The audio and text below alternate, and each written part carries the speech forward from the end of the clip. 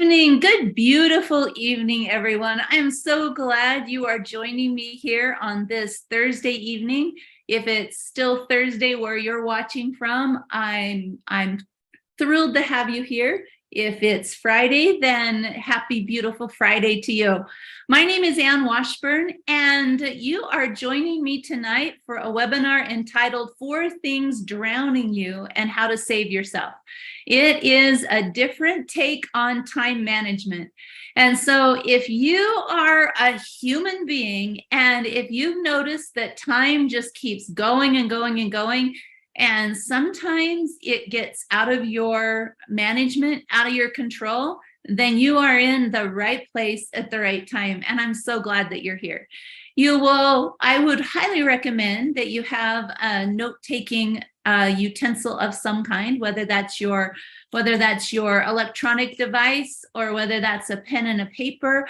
I highly recommend that you write down a couple of things, because as a mentor and a trainer, I am somebody who believes in not just learning something new, but taking a new action. Because if you don't take a new action on what you learn, you will have to relearn whatever that was that you learned. Because new understanding has an expiration date, and that expiration date is usually about 72 hours.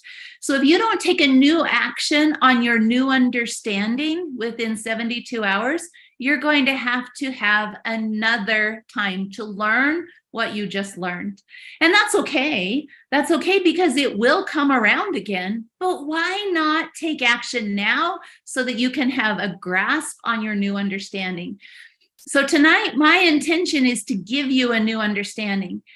Those of you that have been around me in the past, you know that I am somebody.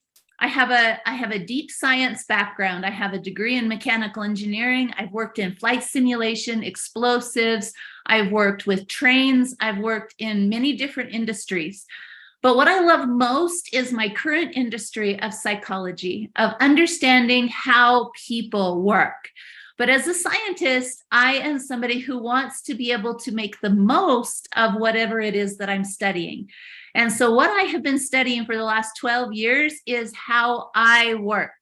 And the cool thing about understanding how I work is that I am also a human. And so I understand more deeply how humans work.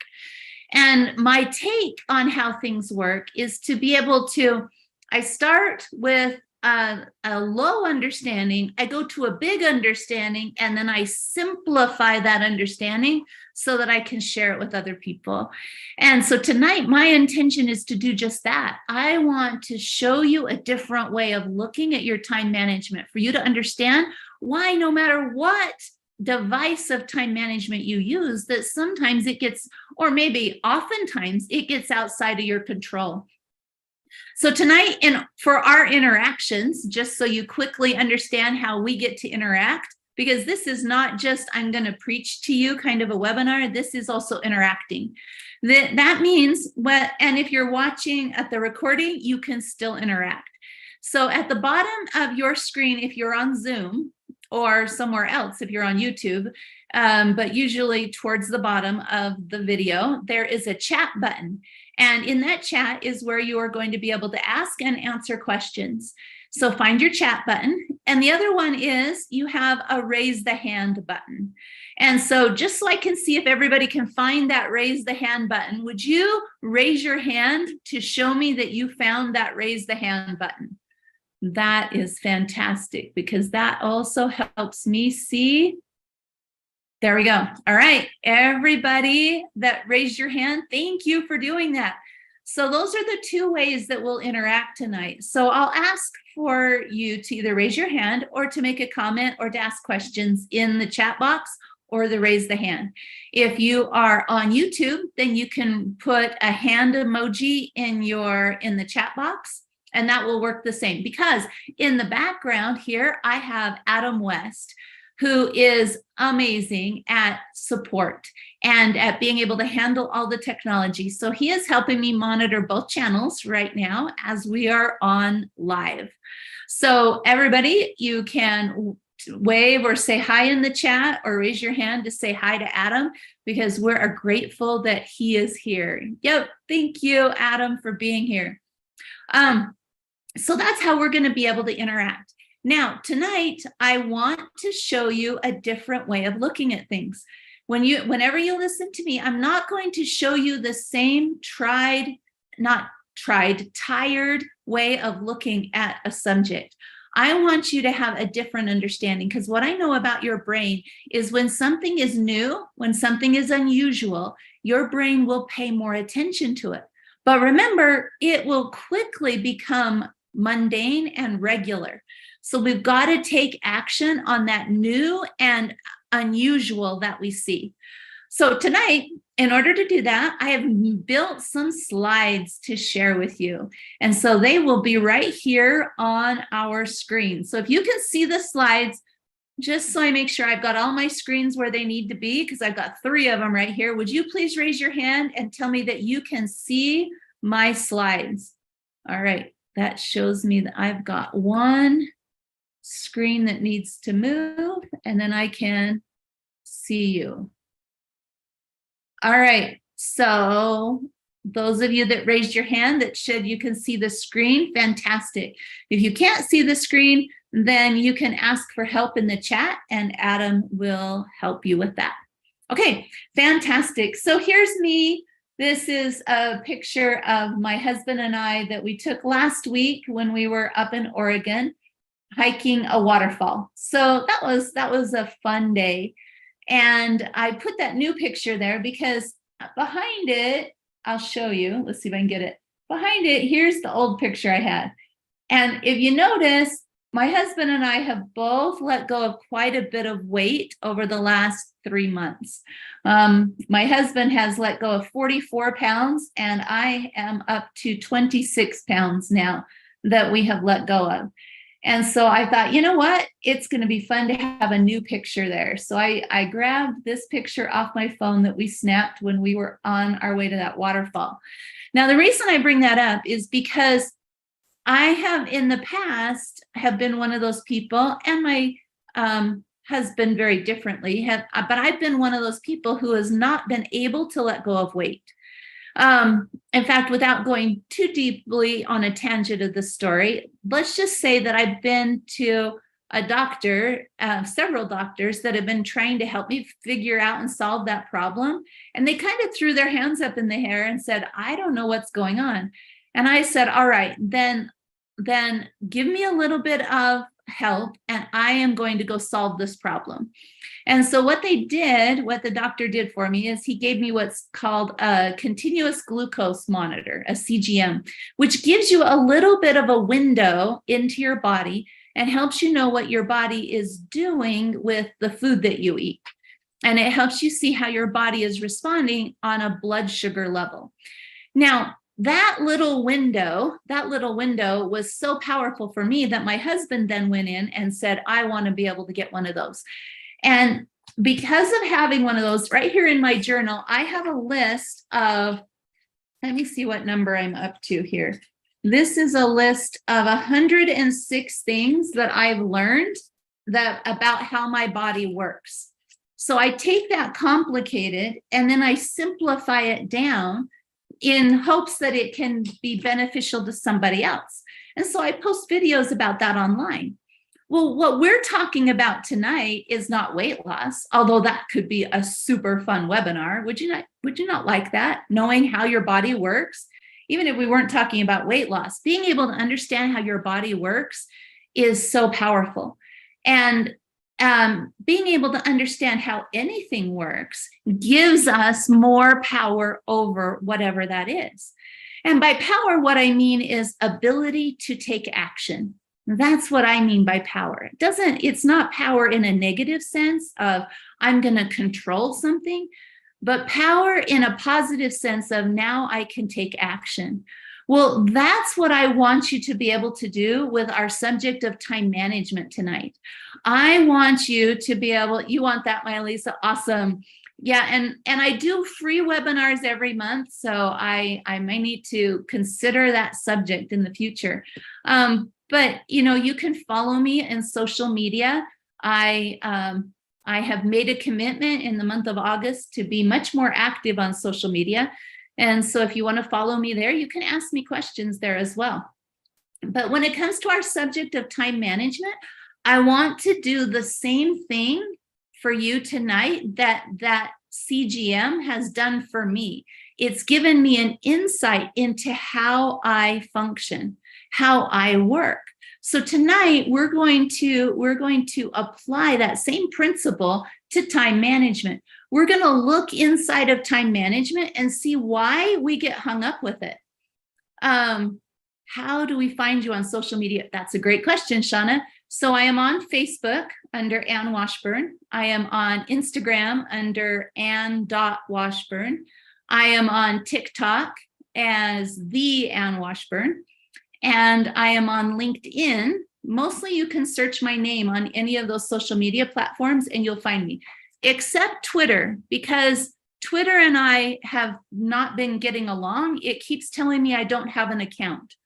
So I'm going to work on that. Maybe even Adam can help me with that. But Twitter keeps telling me I don't have an account, which I do. But anyway, I'm working on that one. So you can find me on any of those platforms. That's probably the problem, right? Adam, Twitter is now X. So tonight, that's what we're going to do. I want to be your guide to what's going on in time management, because in time management, if you notice in the emails that I sent out, one of the emails I said that if you Google search time management techniques, it comes up with 3.6 billion entries on time management techniques. Time management is a huge industry. If you don't believe me, just go on Amazon and search time management, because there are planners, there are techniques, there are books, there are devices, there are countless apps on your phone for time management, and all of them are claiming that they will save you time.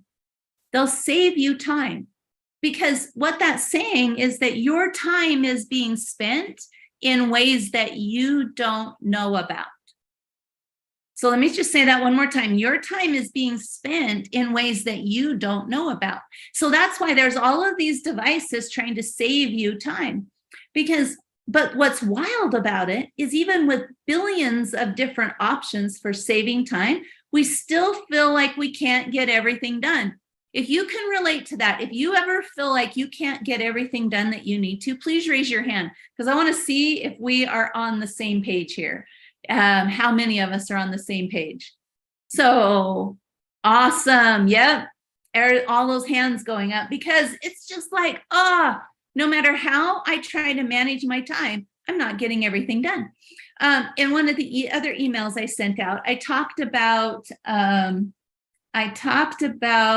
I'm trying to remember his name now. It's Keynes, Keynes. I can't remember his first name, but he is the economist in 1930 who wrote the essay that said that in 100 years, which is our time, in his grandchildren's time, he believed that we would only need to work 15 hours a week to support ourselves.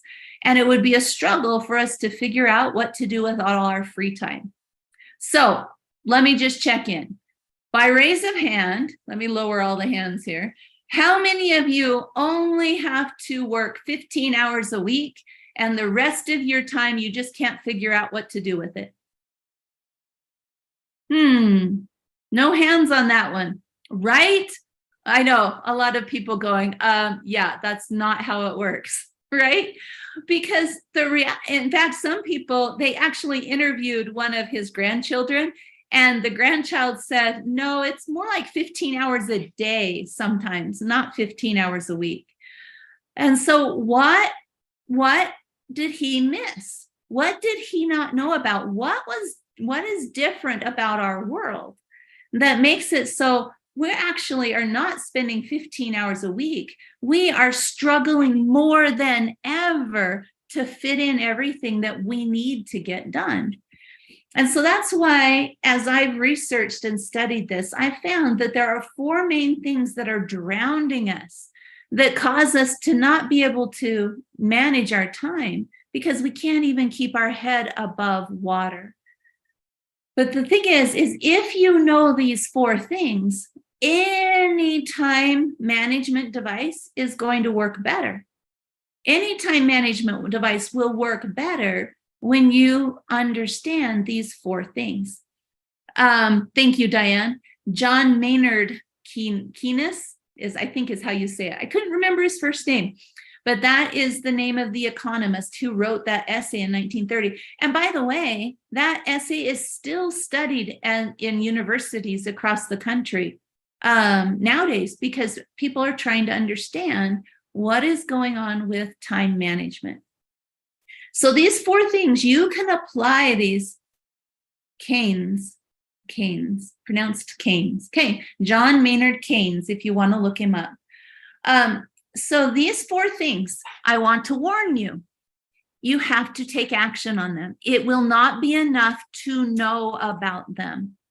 It will not be enough, because here's the reality. Do the math. If you live to be 100 years old, that is only 5,200 weeks on the planet. That is how long our life is. 5,200 weeks if you live to be 100 years old. So you can do the math. If you are 50 years old right now, then that means you have only half of those weeks left. If you're 25 years old right now, you have 3/4 of those weeks left. But no matter how many weeks you have left, or like my niece that was just born yesterday, she's got all of those weeks. Maybe. There's no guarantees. But even if you have every single one of those weeks, that's still a very short life. So knowing what is keeping you stuck and in a drowning pattern, because that's what it is, it's a drowning pattern. Knowing what that is will actually free you up to do more with those weeks than you have been doing with your weeks. It will free you up to be able to decide more of what you want. Because do any of you struggle knowing what you want? If somebody comes and asks you, they just stop you and they say, let's say they stop you in the airport, since I was at the airport recently, and they say, hey, what is it that you want out of life? Would you be able to quickly answer to them what it is you want? Or would you have to say, whoa, that's a question I need to think about more. Do you know? Because when I coach people, I tell them that when you set a goal, if somebody were to randomly ask you what's your goal, you want to be able to quickly rattle off what it is that is your goal. And the reason for that is when we can quickly answer a question, let me say it this way, the only way we can quickly answer a question is when we are very familiar with the answer. And if we're not familiar with the answer, then we will not behave in a way that is moving us towards that answer. So if I were to just quickly ask you, hey, what is it you want from life? Could you quickly tell me? Or is it a struggle for you to know? And don't worry if it is. It's because you're not alone. You're normal. You're absolutely normal. But we got to get your head above water so that you can be clear on what you want and where you're going, what you're doing, what you're exchanging for the 3,000 weeks you have left on the planet, or the 2,000 or the 1,000. However, because we don't know, we might only have 1 week left on the planet. It's not a given. But what we do know is 100% sure we won't make it out of life alive. We just don't. There aren't that many generations of people that have lived on this planet. It's a very short amount of time. In the grand scheme of things, it's like a fruit fly. Fruit flies live for 3 days. Can you imagine how short that is? But I want you to know that applying these 4 things in your life is going to make your weeks matter more. It's going to make your weeks worth more. And would you like your remaining weeks to have more value? Maybe you wouldn't, but if you would, raise your hand for me, just so I know. I'm just checking in, because you don't have to. There's no right or wrong answer. But if you would like your remaining weeks to have more value, just raise your hand for me. Oh, about half of you. Okay, good to know. Good to know. I love it. You don't have to, but I want to know who I'm talking to because I can go any direction we need to go. All right, so 4 things that we're drowning in and how to save ourselves. So I put this out of order. Hang on. So what are we drowning in? Well, there's the 4 things that we're drowning in. The first thing that we are drowning in is it never shows up on your calendar. The first thing that you're drowning in, it doesn't show up on your calendar, but it takes up more room than anything else on your calendar. The second one, it's only there because we don't know it's not supposed to be there. We keep filling our calendar with it, but we don't know how to not do it. So we need to learn that tonight. The third one is there because of the technology in our lives. Because of so much technology, it's creating havoc for our time management. And the fourth one has only been around since the Industrial Revolution. Before that, people didn't struggle with number 4. So very first, okay, great.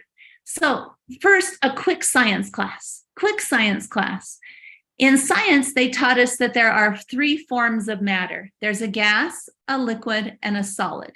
Do you guys remember that? A gas, a liquid, and a solid. And what is special about a gas? Do you remember? Answer me in the chat if you know. If you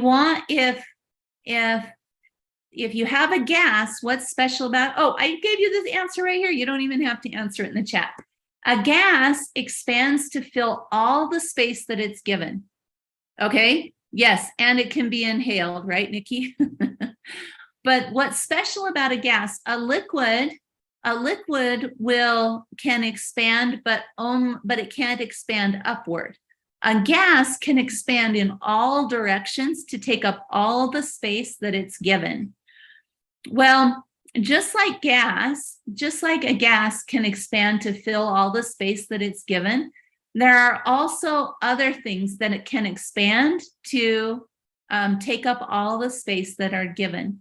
And one of those things is worry. Worry can expand to take up all the space that you give it. Responsibilities will expand to take up all the room you give them. And also stuff. These things behave just like a gas. They will expand to take up all the room that you give them.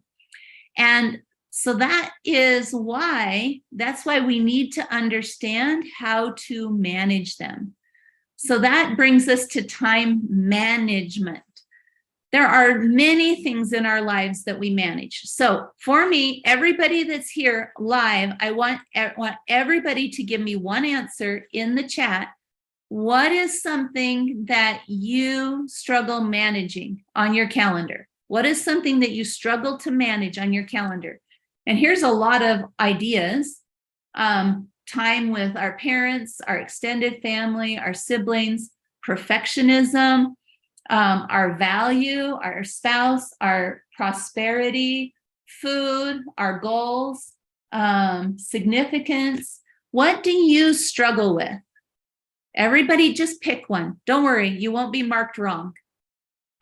Goals, working from home, housework, paper clutter from the mail, health improvements, our workload, emails, stuff, kids, neglected stuff, finishing things, that's a good one. Our checklist, right? Exercise, perfectionism. Yep, everybody just pick one. Being completely focused because I'm too busy with other responsibilities. Sleep, staying positive, food, all of the things, wasted time, distractions, extended family. Excellent. Okay, so we all, just so we know, we're all human. We all have something that we struggle to manage. Well, we need to understand why it's called time management and not time control. Have you ever thought about that? Why do we call all these techniques time management and not time control? Well, the reason is that we manage things that we cannot control. We manage things that we can't control. So the reason it's called time management is because it's kind of like all of those things that you've just mentioned, they're not completely within my control. So I have to learn to manage things that are outside my control. Like if you've ever been with a toddler, toddlers you cannot completely control. And so we have to manage them. We have to manage toddlers, or maybe extended family. We have to manage them. Our workload, we have to manage it because these things are not completely within our control. But one of the things that can actually help us is understanding that the fact that we can't control time. No matter how much time management techniques you put into place, you will not be able to stop time. You know, there's these places that say, hey, how can I get 48 hours out of my 24 hours a day? Or if you use this technique, it's going to give you 3 hours back a day. Well, the reality is we don't have that much control of time. We only can manage time. So the very first thing I want you to understand tonight is that releasing control actually gives us our power back. Because if I think that I'm supposed to be controlling time, then when something slips through my fingers, where's our sand and fingers picture? When something slips through my fingers or it slips through the cracks and I miss it, kind of like those times when I was supposed to pick my kids up because it was my turn for carpool and I was late or I forgot and they had to call me and say, hey, you have a kid still here at school. Am I the only one that's ever done that? Hopefully somebody else here has done that. Or you totally forgot to go to an appointment. Maybe you scheduled an appointment with the dentist and they called and said, hey, you know what? You never showed up to your appointment. It's like, oh, shoot, I totally missed that. Or you paid a bill late, or you didn't have something ready for a child. That's like, Mom, I told you I needed that shirt cleaned. Whatever it is, when something slips through the crack, if we think that we're supposed to control it, what ends up happening is we point it back at ourselves and we shame ourselves with the lack of control that we had. So one of the first things we want to do is let go of the idea that we can control time. Time is not meant to be controlled. It's meant to be managed. In fact, today, at midnight today, we will have no more of August 3rd, 2023.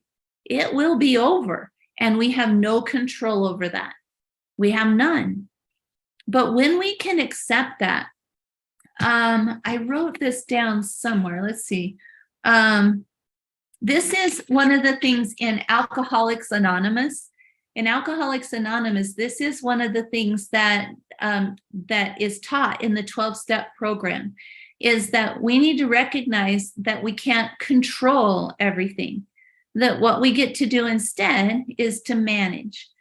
So the first thing I want you to do tonight is I want you to make a deal with yourself that it's okay if you cannot control time. It's actually okay. It doesn't make you bad. It doesn't make you wrong. It actually is normal and will actually help you have more power, because now you let go and go, oh, well, if I can't control this, then I can manage it to the best of my ability. And it actually opens us up to be able to feel better. And the reason I start with that is because the very first thing that we're drowning in that we need to talk about is emotions. Because our emotions are the thing that takes up more room on our calendar. Emotions never show up on our calendar, but they take up more room than anything else. And 3 specific emotions that I want to talk about. Procrastination, self-doubt, overthinking everything. Absolutely, Carrie.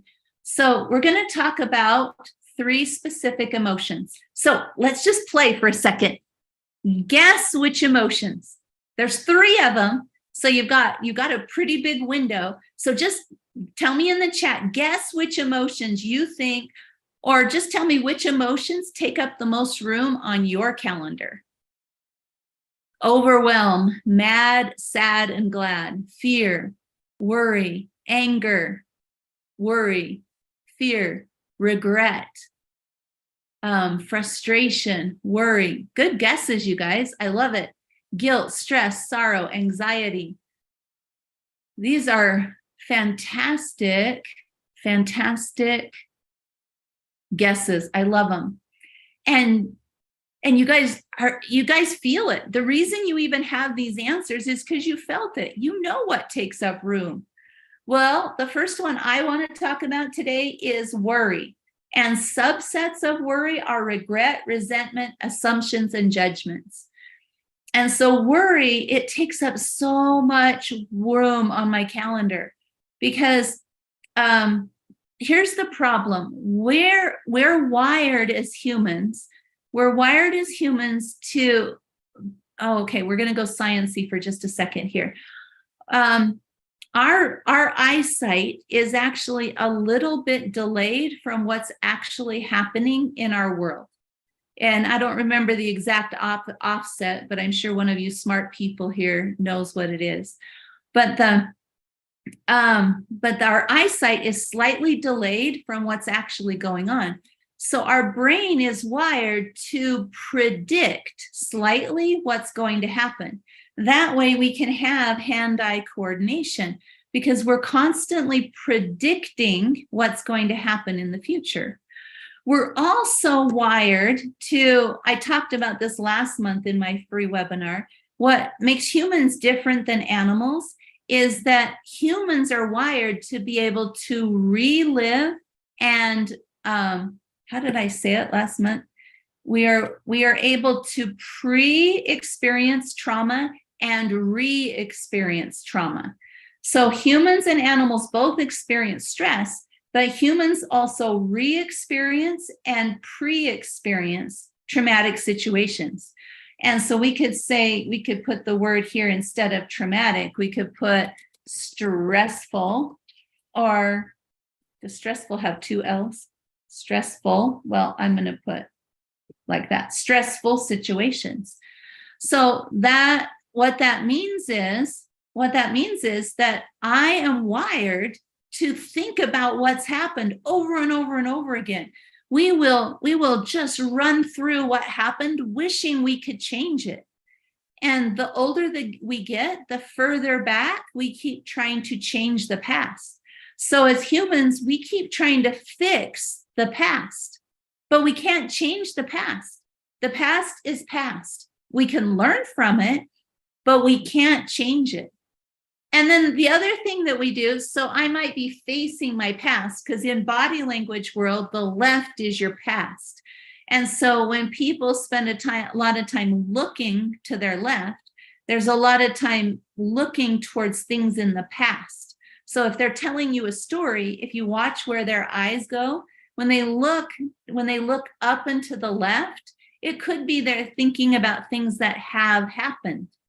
There's more to it than that, but it can be things that have happened, or straight to the side can be things that they have heard. And so we're wired to pay attention and rethink about the past, but we're also wired to try to predict our future. We're trying to get ready for it. But what happens when we are doing that is it increases our anxiety, it increases our stress, because we never enjoy the present moment. We're so worried. We're so worried about how we are perceived, or how other people are looking at us, or we're worried about, well, what do you worry about? Do you worry about whether you're going to get all your check boxes done? Do you worry about how your relationships are going? Do you worry about if the dinner is going to get made? Do you worry if you're going to get to work on time? Whatever we worry about, that worry expands to take up all the space that we give it. But when we're missing the present moment, we're actually missing out on life. Why is this conversation raising my heart rate and creating some anxiety, right, Carrie? Because we recognize the validity of it, but that's okay. That's okay. So take a deep breath, Carrie, because understanding this means we can do something about it. Understanding pulls us into the present moment. And maybe you've never considered this before, but when I can understand something, I come back to the present. But I can quickly be pulled into try to predict or regretting or resenting my past. Because remember, some of the subsets of worry are regret and resentment. And regret is things that I haven't done or that I did and I wish I wouldn't have. Resentment, and another subset of resentment is remorse. So feeling bad, regret is feeling bad about things I didn't do. Remorse is feeling bad about things I did do. So I could add remorse here. Remorse took up too much room. I can fix that. There we go. So I want to understand what's going on with me, because now I can take action. The only place in your life that action will ever happen is in the present moment. It won't happen anywhere else. It's the only place that action can happen is in the present moment. So when you have an understanding, you can choose a new action. All right. So emotions can take up more room on our calendar than anything else. So instead of trying to fix my dead past, so my past is dead in that it can't be redone. But what I can do is learn from it and choose a new action in the present moment. Right? I wasn't aware of some of the resentment I was carrying before you spoke about this. Now I can do something about it. Exactly. So you got to know that worry is taking a huge toll on your calendar, a huge toll in your life. The second emotion that we need to talk about is right here, fear. I can have fear from many different angles, but some of them is I can have fear because of what if.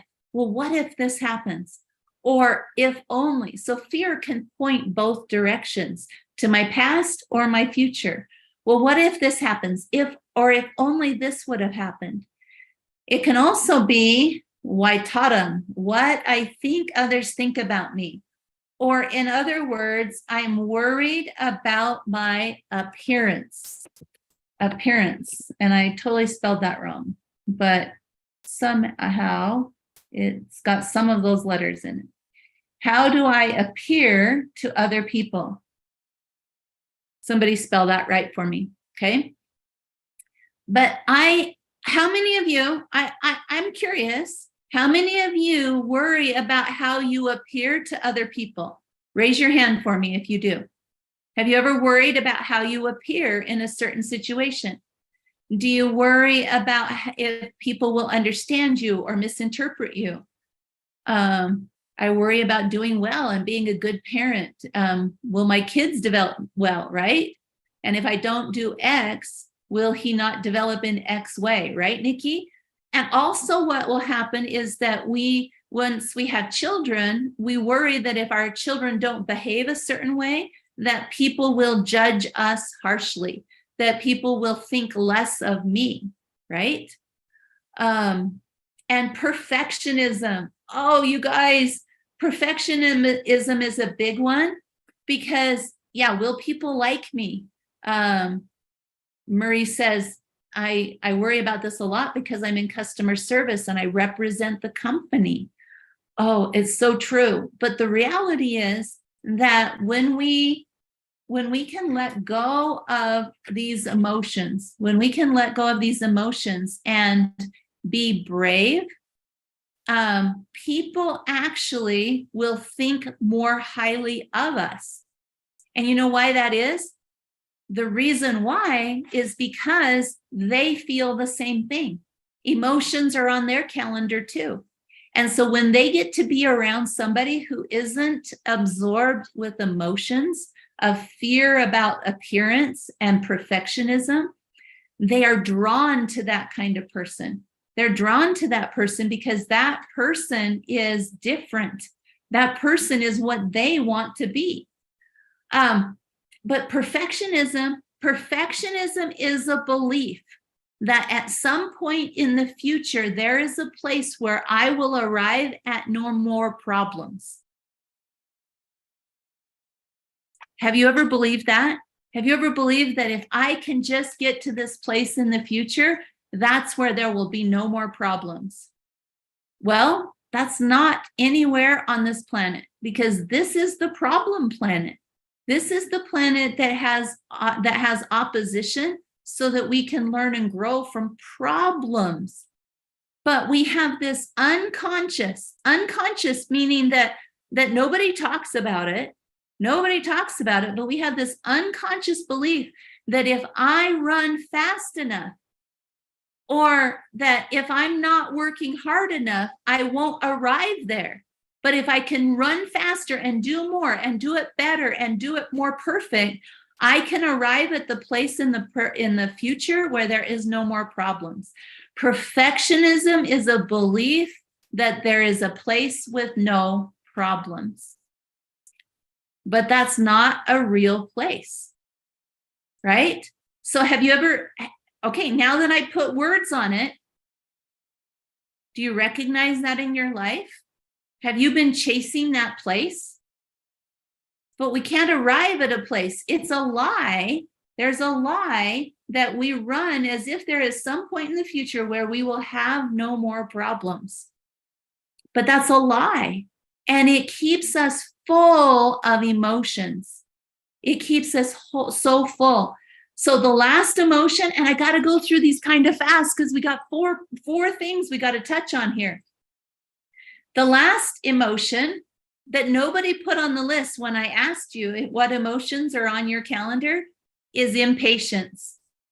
But I'm willing to bet, now that you realize that impatience is an emotion, that some of you should go back and add that to your list of emotions that take up room on your calendar. Who needs to go back and add impatience? Because where is impatience and what is impatience? Right, Cindy, if I'm the perfect parent, I'll have the perfect child, right? Okay, so listen about impatience. Impatience is a fascinating emotion.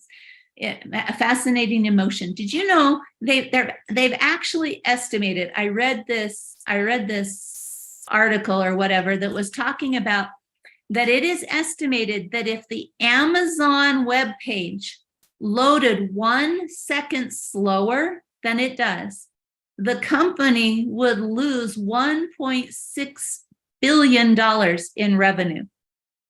That's how impatient we have been trained to be.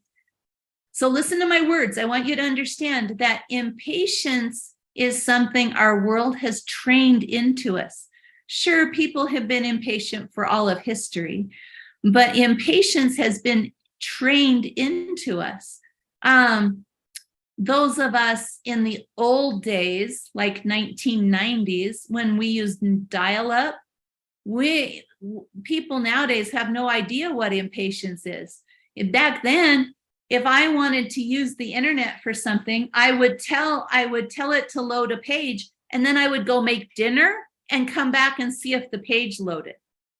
That nobody would put up with that nowadays. Nobody. Can you guys imagine?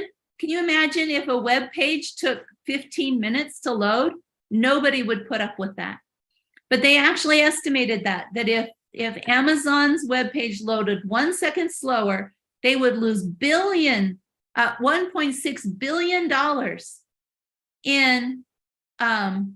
in revenue. We have been trained to run faster. So part of the reason that John Keynes was wrong in his prediction that we would only have to work 15 hours a week is because he forgot to factor in the fact that these things, worry, responsibilities, and stuff, will expand to fill all the space that is given. So one of the emotions, another emotion that I could add right here, is impatience. Impatience will also expand to take up all the space that it's given. So we now have a world of instant gratification where people expect instant gratification. What comes from this, so many things I want to talk about. How have we already been on here for 51 minutes? Okay, so I was watching a Studio C comedy episode, and it was showing a group of teenagers in the future at a camping trip. And the leader came over and said, hey, there's something wrong with our fire, and we're going to have to wait a little bit for dinner. And one of the kids puts their phone down and goes, wait, I haven't had to wait more than 7 seconds for anything in my entire life. And I'm like, it was meant to be funny, but that's part of what our world is right now. We are trained to live in a high-speed environment. But what's interesting is there was a therapist in California, in Silicon Valley, and she was working there during the dot-com rise, where there were all these executives that were running so fast, trying to be the first to the internet, the first to their website, the first everything. And they ended up coming to her office, and they're like, I'm so stressed out. I'm living life at such high speed. I'm living life at such a high speed that I don't have a life. I don't know what to do. I'm getting sick. I'm getting all of these problems. And as she was listening to this, she said she realized they were describing the exact same thing that she went through when she was an alcoholic, that she had been an alcoholic, had gone through the 12-step process to give up alcohol. But she said it was the exact same thing. They were using high-speed living to try to escape emotions, but the high-speed living was causing more emotions. So now they were running even faster to try to escape the emotions. But the problem is the emotions are attached to us. We can't get away from them. We might be chasing time. We might be chasing time and trying to make the most of it and get the more out of every single second of the day. But we won't get away from the emotions because they are attached to us.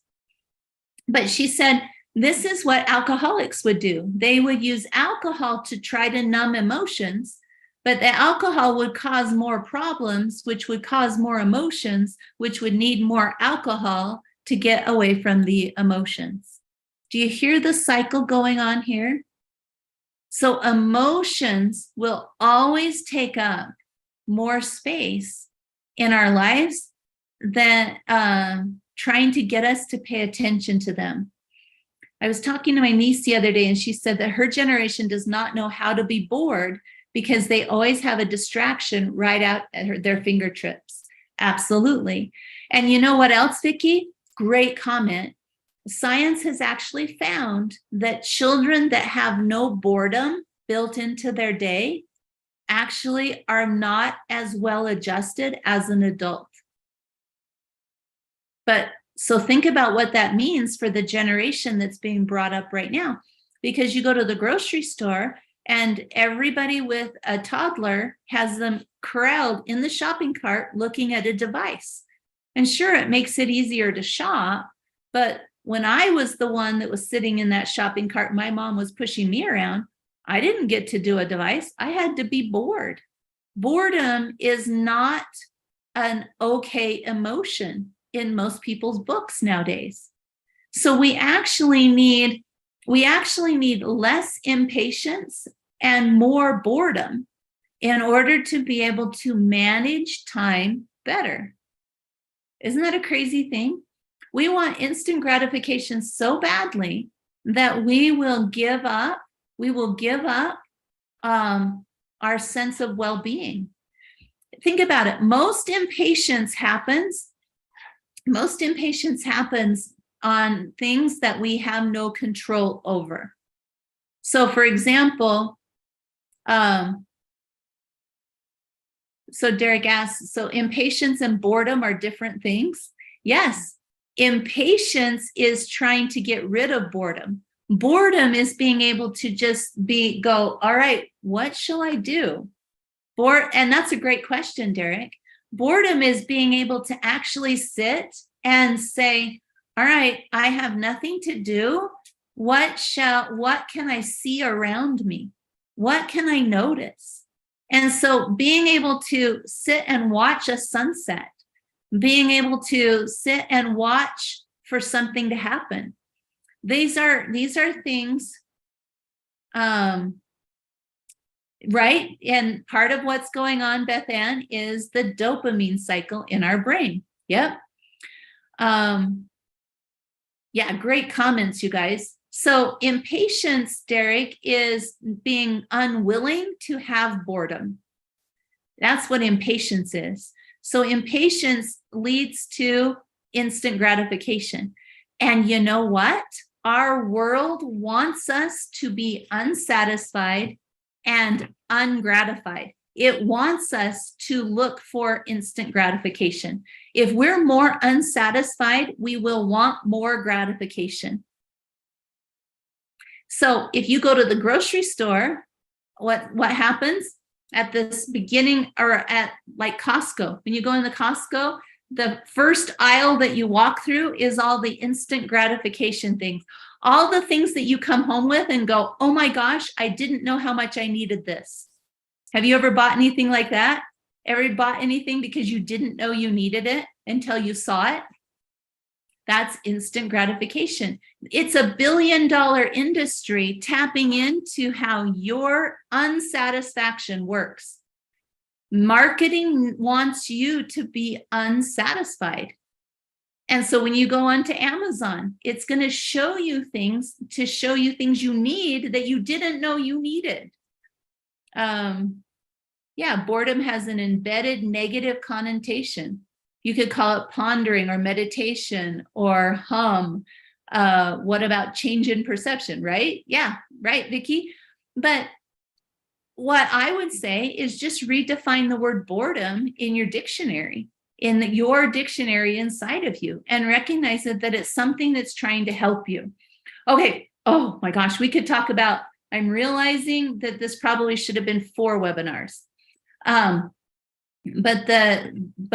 another part of not that lie. Don't look at that one yet. Don't look behind the curtain.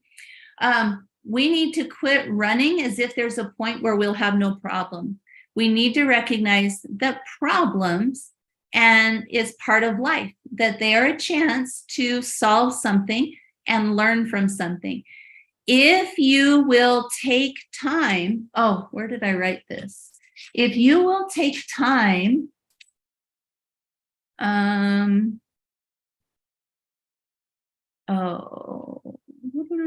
this is so good if I can find it.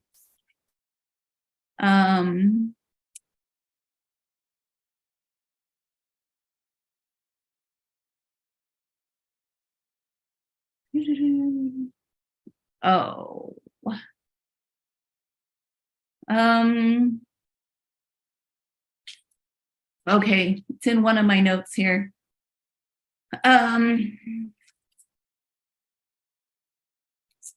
You know what? It's going to come up in one of our other things that we're going to talk about here. But what I want you to be able to do is recognize right here that these are the emotions that are taking up all the space. These are taking up all the space that you give them. And so notice, so this is what I was wanting to say, is impatience shows up in places that we can't control. So for example, when people are in big cities, they use their horns in their car very different than in little cities. So in little towns, in small cities, they honk if they're trying to get somebody's attention, or if they're afraid, or if they think you didn't see them. In the bigger the city, the more often they honk because they're mad at you. The more often they honk because they want you to get out of their way. And so we want to be able to recognize that when I get impatient, it might be because I'm trying to control something. So remember that time is something we manage. So we want to reduce the number of emotions, and we want to manage the flow of time, not try to control everything that's going on. And also recognize, because Tiffany, this is what I was talking about, that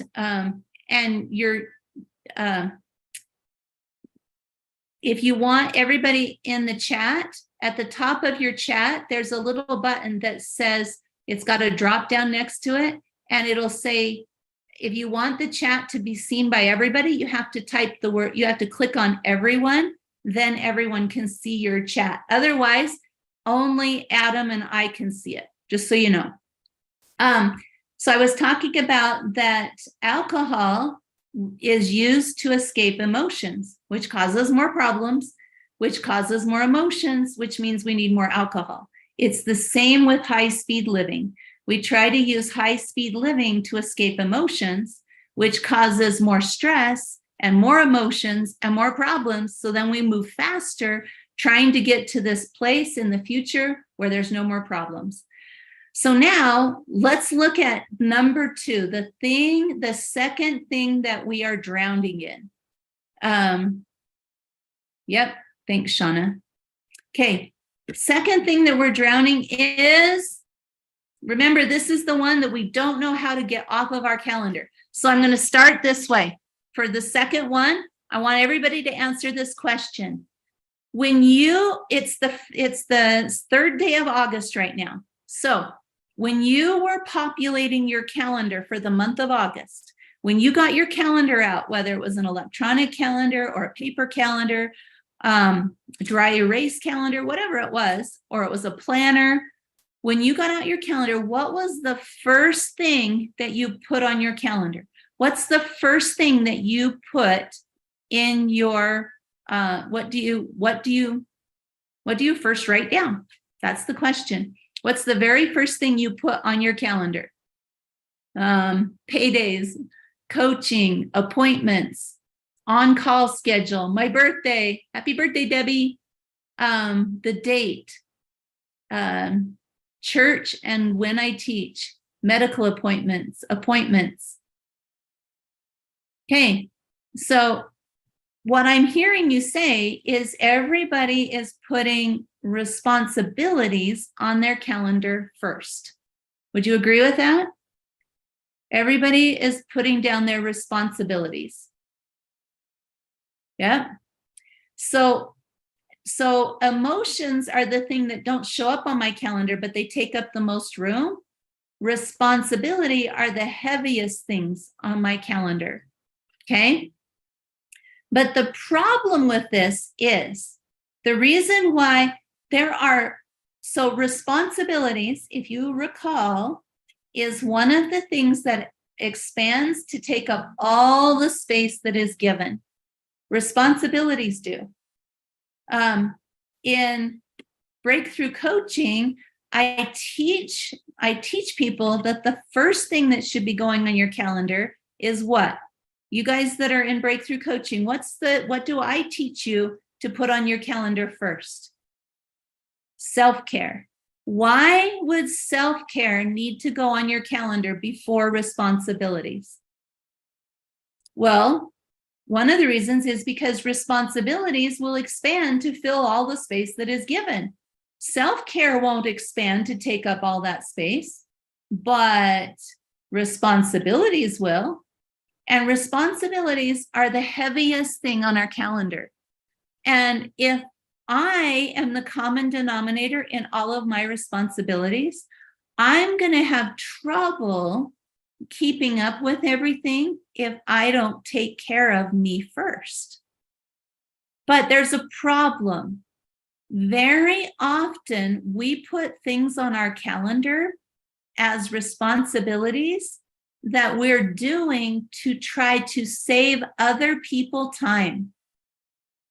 Do you ever have anything on your to-do list or on your calendar or on your responsibility list that you're doing to try to save somebody else time or effort? Raise your hand if you do. Because if nobody does that, we'll talk about something else. Right? We totally do it. But the problem is, the reason we do that goes back to emotions. So the reason responsibilities is number 2 on our list isn't because it's less important. It's because responsibilities are coded in emotions, right? Shauna, others expect it of me. I am in that mode of perfectionism and also appearances. I want other people to think more highly of me. And so I also try to save other people time, and I try to save myself time by doing things myself. Do you ever do things for kids or family members because you know how to do it better? The problem is when we do that, we risk taking from them the chance to be able to learn something themselves. We actually are entering savior mode when we take responsibilities on ourselves just because they're easier for us. And that's a dangerous place to be. It's dangerous to do that because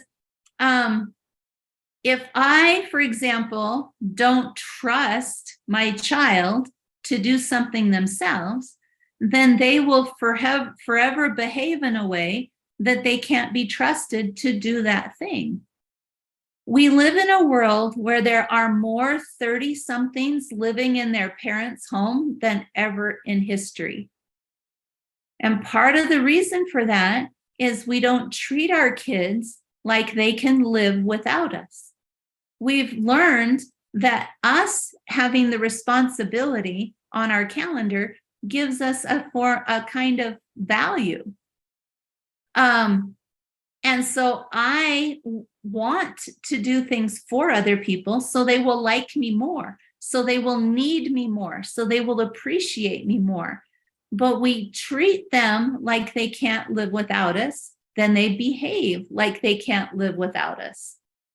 Oh, we could talk about this for a long time. Yes, I want to be useful and well-liked, right, Carrie? So true. But the lie is, so we believe I can't be who I can't be who I am, only who I should be. But I'm failing at it. So do you see what I said there? How many of you believe that it's not okay to be who you are, only who you should be? Me and Carrie are on the same page there, right? Oh, you guys, this is why we put extra responsibilities on our calendar, is because we believe it's not okay to be who I am, only okay to be who I should be. But I'm failing at it. So I will do for you who you should be. Do you hear the rest of that? Rescuing the drama triangle, right, Bradford? I can't be who I am, only who I should be. But I'm failing at being who I should be. So I will do for you what you should be doing so that you can be who you should be. Yeah, it's a little convoluted, right? But what this means is I need to see where on it cripples both of you, right, Diane? I need to look at where on my calendar am I putting responsibilities solely because I'm trying to help somebody else save time, but not gain a new skill. It takes time to gain a new skill. Yeah, so it doesn't actually serve me or them. Did you guys think about that? It takes time to gain a new skill. So if I won't let other people take time, then I rob them of a new skill. Do you know that? If I won't let them take some time, I rob them of the chance to learn a new skill. So I need to let go of some of the responsibilities. I need to look through the things that I'm putting on my to-do list and see where am I doing them for other people, because either I believe that I can do it better, or because I think I should be, and I'm robbing them of a chance to become better than who they currently are. Quit saving people and let them gain experiences, not in a mean way, but because we care about them. So one example I like to give of this is my children. When they got big enough to empty the dishwasher, when I was frustrated, remember, emotions come first, I would just empty the dishwasher because I knew how to do it and I could get it done quickly.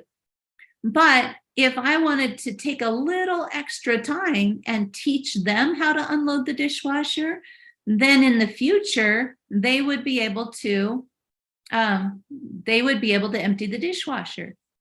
And it's the same, oh my goodness, it's the same with bigger kids. So now as a teenager, one of my children, his car was squealing, a back wheel was squealing really loud. Well, I have an engineering background, right? And I know how to change parts of cars. Funny story. When I have 5 kids now, but when I only had 3 children, I actually needed to change the rotors on my car, but I only had 1 car at home. So I actually drove to the parking lot of a park next to the building where my husband was working. And I changed the rotors in that parking lot so that I could use his car to drive to the store to get the new rotors.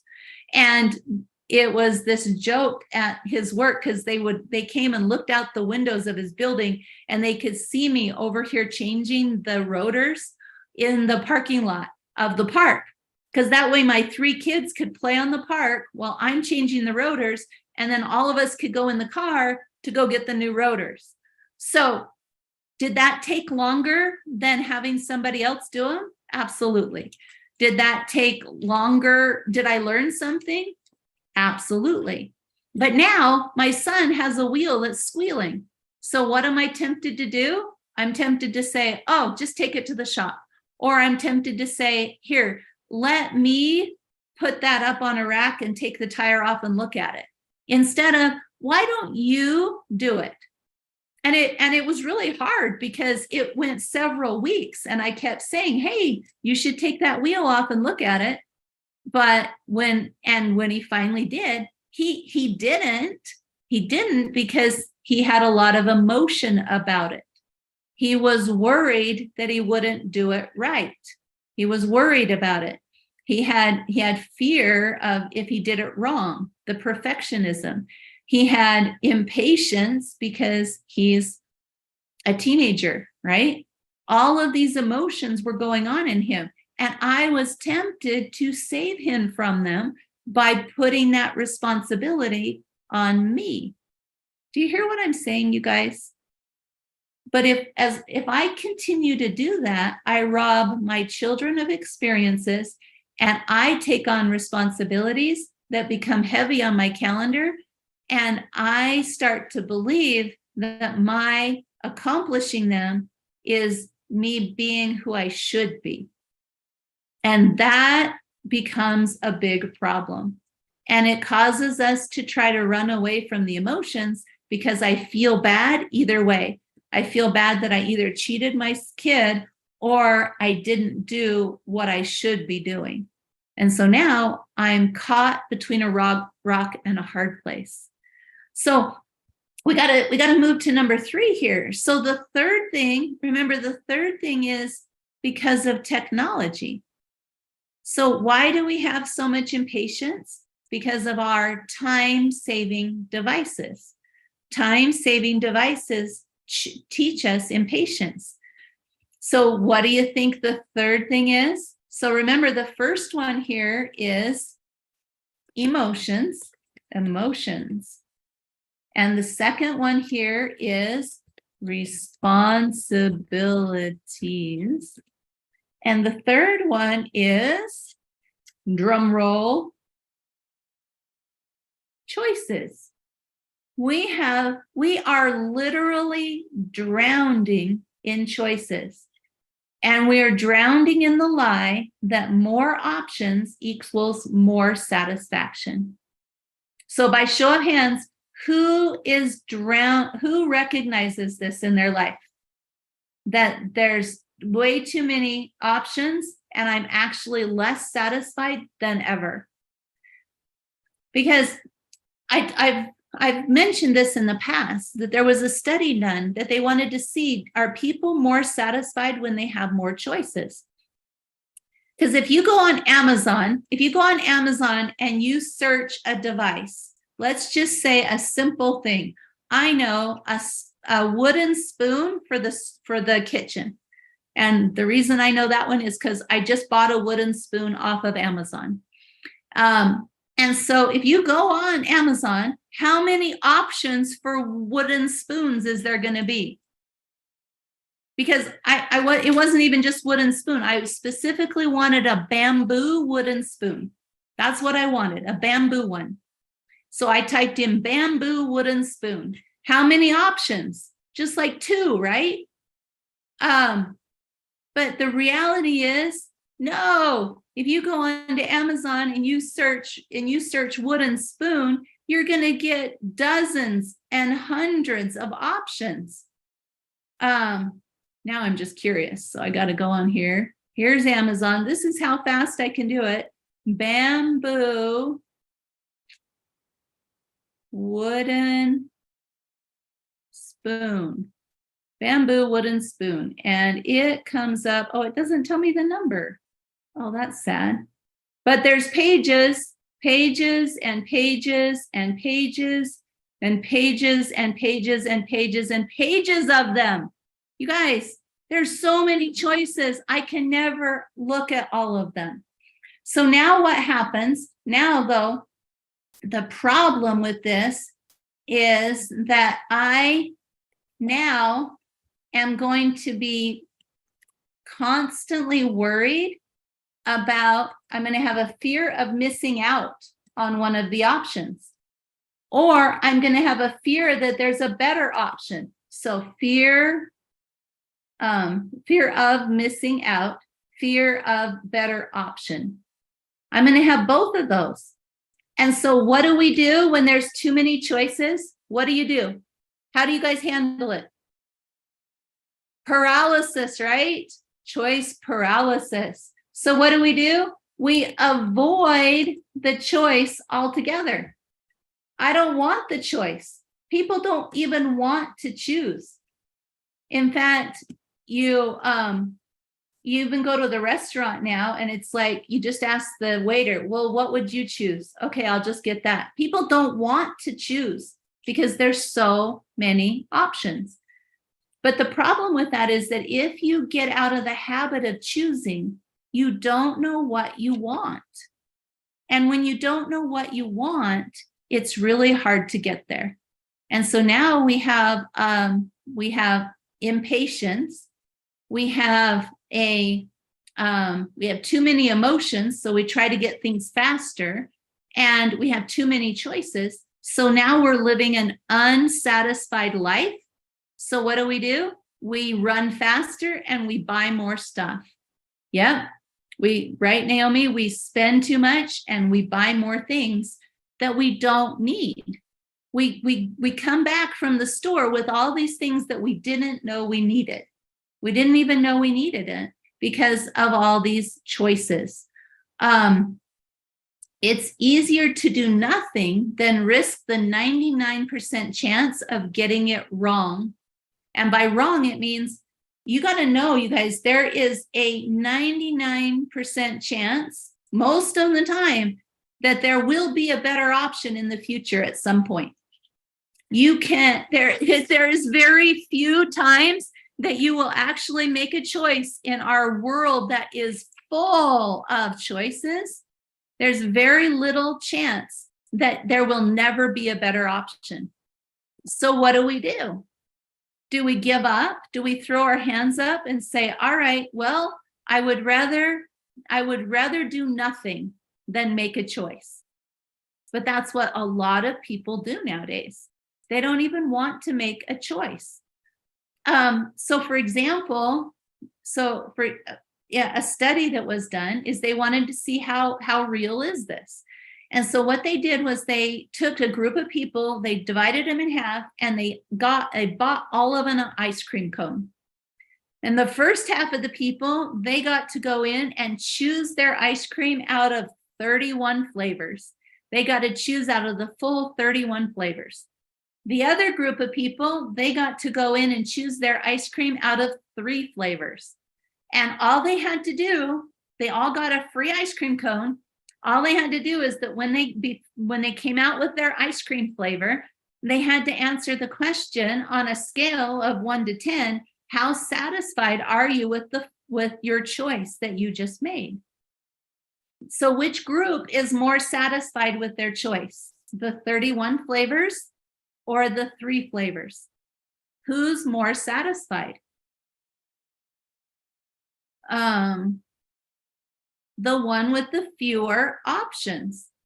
Fewer options actually makes us more satisfied with our choice. The ones that have too many options, they're less satisfied. So who's the one that's suffering the most? Who's suffering the most from this in our world right now, do you think? It's our dating age people. The dating age people are suffering the most from this because there's always a better option. There's always a better option. So the average age of people getting married keeps going up. And you might think, oh, well, that's just society. They're living together. They don't want to get married. Well, a big part of it isn't that. It's that there's a fear of a better option. They're afraid of missing out. And so they won't make a decision. They won't make a decision. And so we get stuck in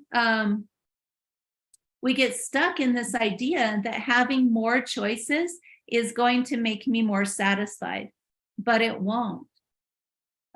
Kelly says, I went to the hardware store for a part of the door and I couldn't figure out which one I needed. I just picked one, so I completed the task. I 100% thought I would be returning it. I was so happy when it turned out to be the right part. Right, Melina? Living together is just postponing making the choice. And so this is why I said that technology is drowning us in this, is because technology is showing us so many options. I mean, 200 years ago, you just married somebody from your little town that you lived in, and you probably knew them from the time you were 3 years old. But nowadays, we can look online and we can see where somebody built a house better than us, where somebody married somebody better than us, where somebody had dressed their kids better than us, where somebody did a better vacation than us. There's a 100% chance that you can open the internet and find somebody that did something better than you. And I say 100% chance because it's also an opinion. And you're going to look at that and go, oh yeah, they did better than me. Even though most of the internet is manufactured, it isn't even real. In fact, I attended a training where they were teaching people who do their own side hustle how to post things on the internet. And she said, yeah, you got to post every day. But when you look at my posts, don't think that I take a picture of myself every day. I don't like how my hair looks most of the time. She says, what I do is on a day when I like how my hair looks, I go do a little photo shoot and I'll change my shirt and I'll change the lighting and I'll go different places. And then I use those pictures to post every day for the next month. The internet is full of things that appear differently than what they are. And so we're being drowned in choices that are making us believe that we're doing it wrong. And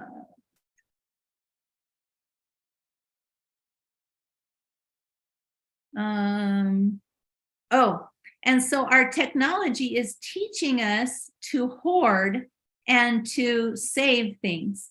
It's also choosing us not to make choices. The internet, the technology, the speed of things, it's teaching us to be dissatisfied. So, who are my rebels? Who are my rebels? Do I have any rebels on this webinar tonight? Come on, there's got to be some rebels here. I need rebels to overcome this. I need the rebels. So where's my rebels? There's only 6 rebels on here. Come on. Are you afraid of that word rebel? Come on. Because here, okay, warrior, Shauna, but rebel means that I'm willing to do things different than what is being put on me. It's that I'm willing to look outside the box. That's what a rebel is. And sure, you can call it warrior, whatever you want it to be. But what rebel is, it's a strength that has to be managed. All right, I have to go on this tangent just based on how you guys responded to this. There's a lot of emotions that I just pricked by saying, who are my rebels? And a lot of you are like, oh, rebel, bad. Oh, I'm not rebel. I am this or I'm that. Okay, we got to talk. Rebel is not a bad thing. It's a word. It's just a word. And you've put a definition on it that it's a bad thing. And that's okay. Everybody has their own dictionary. But what I want to do is open your eyes to a different way of looking at it. Being rebellious, or another way of calling that is tenacious, is a strength that has to be managed just like any other strength. Any strength, when it's turned up too loud, becomes a weakness. And so can I be a rebel at the right volume? Absolutely. Can I be a rebel at too loud of a volume and now it's a problem? Absolutely. Every strength can be a problem if you don't manage it. Strengths are meant to be managed. And so you can change the word or you can change the definition. And I like to call it that being a rebel is a strength when I'm using it appropriately. That doesn't mean that I'm gonna be a rebel in a negative connotation, but to me, being a rebel means I'm willing to stand up and think for myself and take an action that I thought about instead of an action that was given to me. In fact, I often say, in my coaching, I teach people that the difference between being a child and an adult is not a date on the calendar. It's being willing to do and believe things that you choose to do and believe, not because they're told to you. Now, that doesn't mean I can't do things that are told to me, but it means I want to choose into them. I want to choose into them. Conforming can also be a strength if I do it in the best places. But I've got to choose them, you guys. So if a rebel is somebody who's going to be willing to look at what is being pushed on me and choose for myself, then I'm going to be a rebel all day long. So who wants to be willing to choose for themselves? That's who I'm looking for. So raise your hand if you're one of those people. Okay, fantastic. So I'm going to call you my rebels for a minute because I need your inner rebel to rear its head a little bit. The world wants you to be dissatisfied, and you need to rebel against that. You need to be willing to rebel against the fact the marketing world wants you to be dissatisfied. And I will stand on that soapbox all day long, because you guys, there's a problem with that.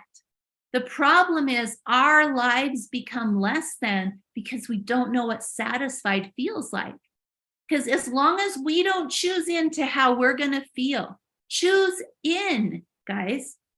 As long as we aren't doing that, the world and its marketing tactics are going to make me feel the way they want me to feel.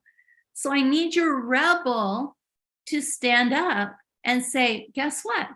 I'm going to choose to be satisfied. Because two of the ways to get past the choice overload, two of the ways we can get past that is to give ourselves a time limit for our choice and to limit the choices. And there we go. That's the way I want to spell choices. Give myself a time limit to make the choice or limit the choice. But the problem is when I limit the choice or I limit the time to make the choice, I will in the future find a better option. It will happen. Is that not true? When I ordered my wooden spoon online, I ordered the one that I wanted in the time that I gave myself, and I narrowed it down to 3 options. And I put the 3 options in my cart, and I chose between them. Now, guess what? I can go online and find a better option. And I can feel dissatisfied, or I can check that emotion and say, hang on, I'm in charge of me. I'm in charge of me, and I choose to be satisfied with the one I chose. How many of us need to do that in our marriage? I've done that. I have done that. I've actually talked myself off that ledge before and said, wait a second. I might be frustrated with my husband right now, but you know what? He is a great option. He is a great option. I choose him, and I choose to be satisfied. So I want your inner rebel to stand up and be willing to choose into satisfaction. Choose your satisfaction. Rebel against being programmed or influenced in negative things, right? I want to make my choice, but the marketing world wants me to let them make my choice. The marketing world wants me to avoid my choice and just take what they give me. But that's where I want your inner rebel to stand up. Who's with me? Who's willing to put rebel in the proper strength? Not in the negative way, but in the way that gets us to choose satisfaction and choose it. And be okay that a better option comes along. Say, that's fine. But you know what? I took action. You know what? I made a choice. And because I made my choice, I am better off. I'm further down my path of doing what I want to do with my 5,200 weeks on the planet than people who are rolling over and letting other people make their choices. You make your choices, not other people, right? Yeah, I get a little passionate about this because it frustrates me. It frustrates me to watch the dating age people and how it's become really strange how they interact. It's like, oh no, there's one thing I don't like about that person, so I'm not going to go out with them. It's a swipe up, swipe down, swipe up, swipe down. It's not, you know what, let's go out with a couple of times and see if I like them. Let's see if we can grow. One more thing and then I'll get off my soapbox. I tell my children that the most important trait you can look for in the people you're dating, well, 2 traits. I said, are they willing to grow with you? Because if they're not willing to grow, then you're on the wrong path, because we got to be willing to grow. And the other is if they don't like your family. So I don't know if I've told anybody that before, but those are the two things I teach my boys. And my daughter, she's already married. So I got 4 dating age boys. And I teach them that when you're dating, you look at these 2 things. And all the other things that you look at, they can go either way. They can be optional. But are they willing to grow? Are they willing to learn and grow with you? And do they like your family? Because those 2 things matter so much. And you can choose what matters to you. It's your choice. But that's how I look at it. Okay, we'll take a deep breath. We'll get off of the soapbox because we still got to hurry and talk about the 4th thing. So number 3 is making choices. So who needs to make their choices? Does marketing get to make your choices? Or should you be making your choices? Tell me in the chat. So number 3 is choices are drowning you. So we need to make more of them. The last one, the last thing, take action. Be happy with your choices. I will choose, because here's the mentoring principle that I apply. This is what I call it. I call it love it or learn from it. So I teach people that when you make a choice, only one of 2 things are going to happen. You're either going to love it or you're going to learn from it. It's nothing else. You're going to love it or learn from it. There are no other options, you guys. So quit avoiding the choices. Make the choice and love it or learn from it. That's how you've learned everything in your life, is by making a mistake and recovering from it, or making a choice and it went awesome. So love it or learn from it, and quit fearing the choices. That keeps us in a state of drowning. And we don't want to be holding our breath forever. Because that's what my husband said. He goes, Ann, you know that by putting water on that slide, people are going to be holding their breath the whole time. And I'm like, oh, I'll keep going to different slides. Yep, thus it's always a good outcome, because we're here to learn. So you're either going to love your choice or learn from it. Exercise that muscle. So the 4th thing that you're drowning in is clutter. Stuff. Oh my goodness. Stuff takes up so much room on our planet. And this has only been around since the Industrial Revolution. But stuff is that 3rd thing that expands to take up all the space that you give it. Stuff, you guys.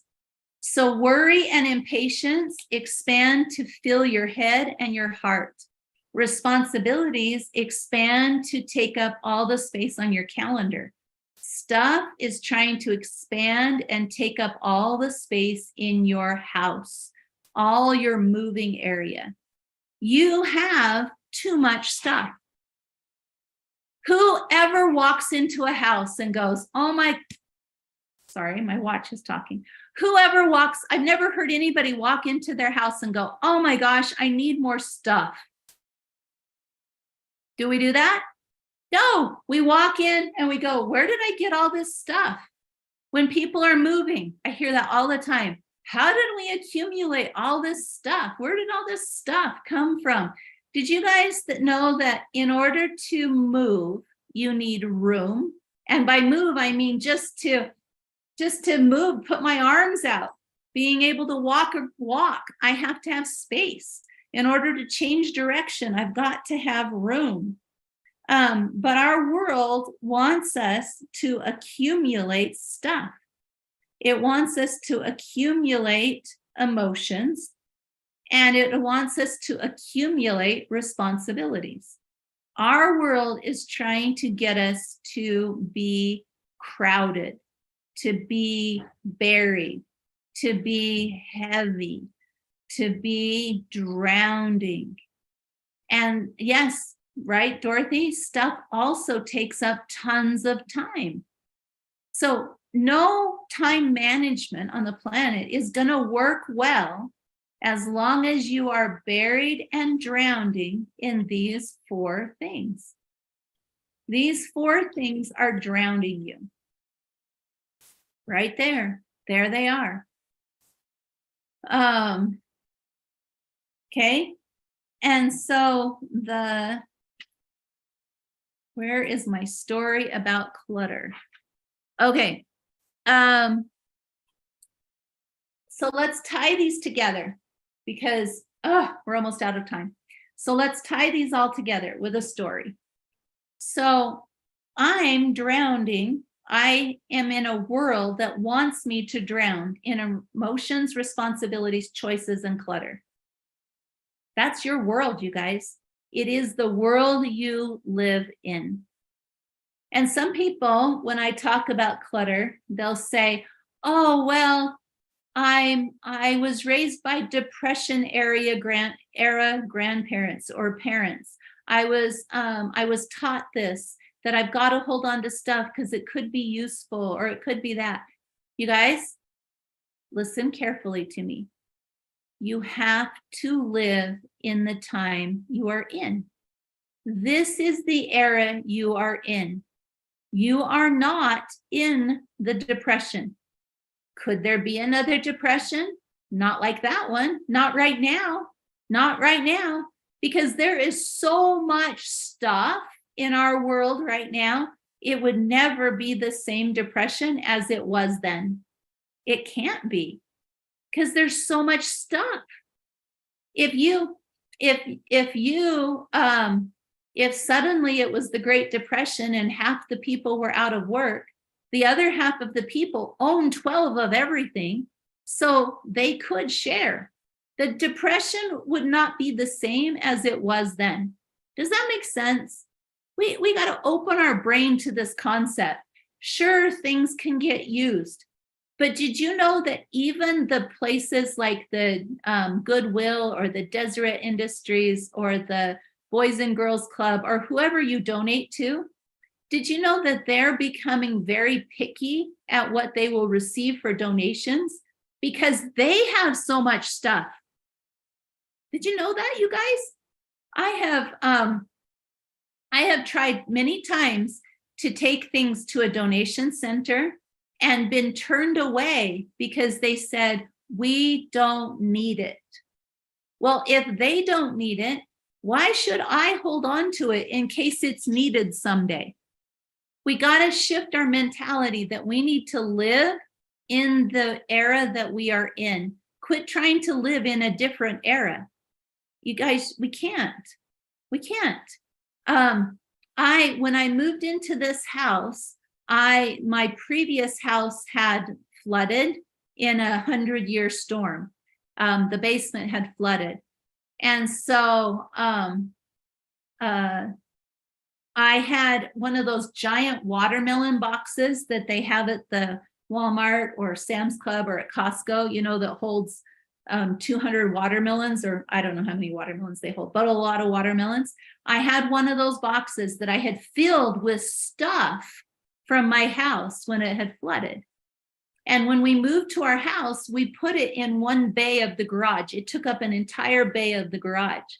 And it took 2 years that we left it there because my husband and I kept saying, well, if there's a natural disaster, we'll be really glad we have it. And I'm like, wait a second. Why are we living as if that's what we're living in? That isn't going to help us. And we finally took the whole thing to a donation center. Right? Yeah, Marie and Diane are talking about sending things overseas, right? But that's why the donation centers sometimes won't take stuff, is because they can't even send everything overseas anymore. You guys, the world is drowning in stuff. So quit holding on to the stuff in your house as if it is going to give you value in the future. Because that's one of the reasons. All right, really quick. A couple of reasons that we hold on to stuff. One is because it will give me value if I can be the person that can save somebody because I have the item they need. So maybe my kid comes over and says, hey, you know what? I really wish I had this for this project I'm doing. And I'm like, I have one of those. In fact, I've got 3 of those. I'm so cool. We need to find our value elsewhere. We need to understand, and this is one of the reasons why, as a coach right now, I am focusing big time on identity.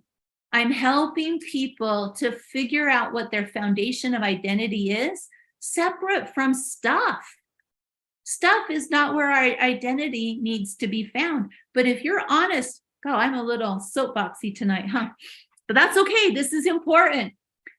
If my identity is coming from my ability to have something in the moment that somebody wants it, then that's a very shaky foundation. I want a more solid foundation than that. Because when I have a shaky foundation, I will panic easily. I will judge other people easily. I will try to change other people easily. So let me give you an example. I just went to Oregon. We go to Oregon every year because my husband has a sister that lives there. And because we like to bring home blueberries, and because we because we go to the dentist. So we go to Oregon, we visit the in-laws, we go to the dentist, we get blueberries every year. And so this year there were 6 of us that were going. And so we're like, well, we can all go in the big vehicle and it gets this amount of gas mileage. Or we could go in 2 smaller vehicles that both get better than double the gas mileage. And it's like, oh, well, it's going to cost the same either way. And we have a couple of kids that need to manage their work and their school schedules. So we're going to go in 2 different cars. So we did. So my husband and I and one of my boys went up 2 days before the other ones. And when the other 3 showed up, I caught myself talking to them and saying, where did you stop for gas? Where did you stop for gas?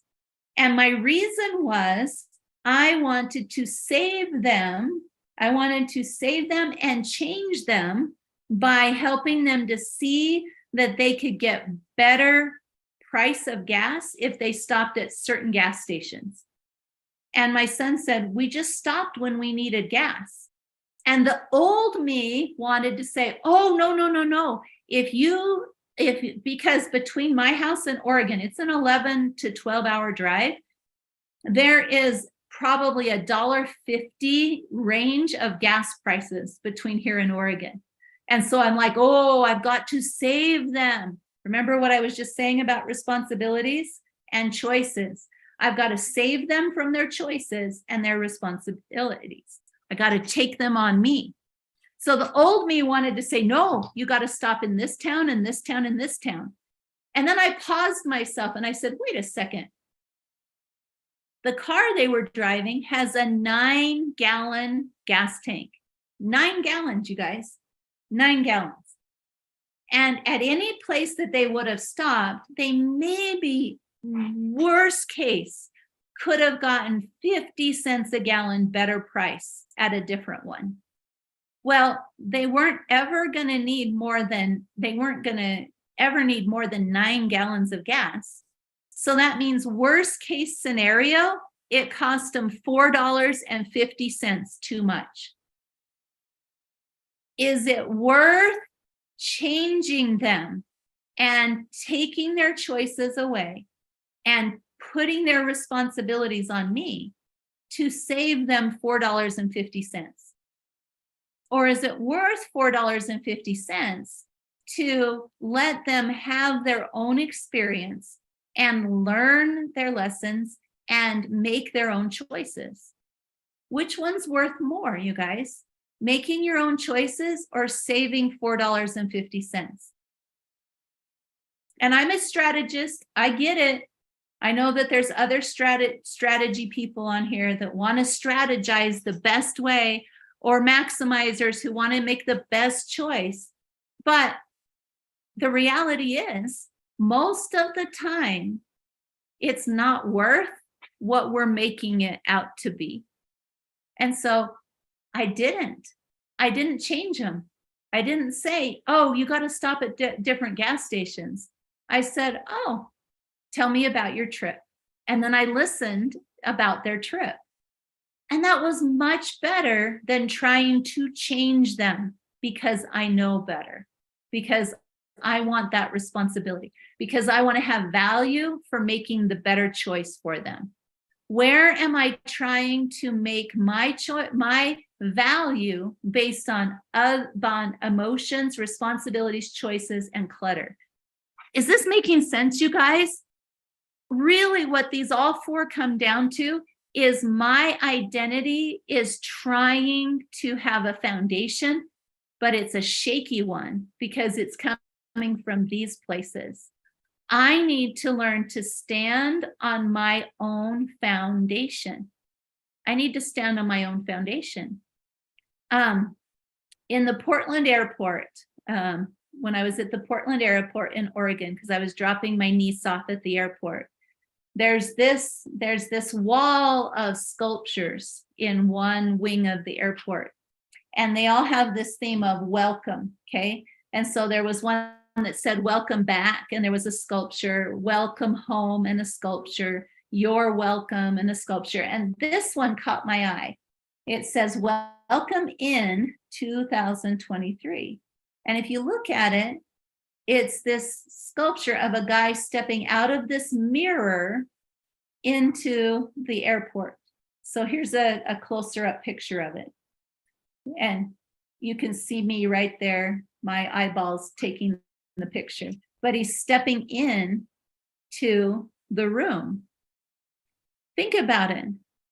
Whatever we're letting reflect in our lives is what becomes our reality.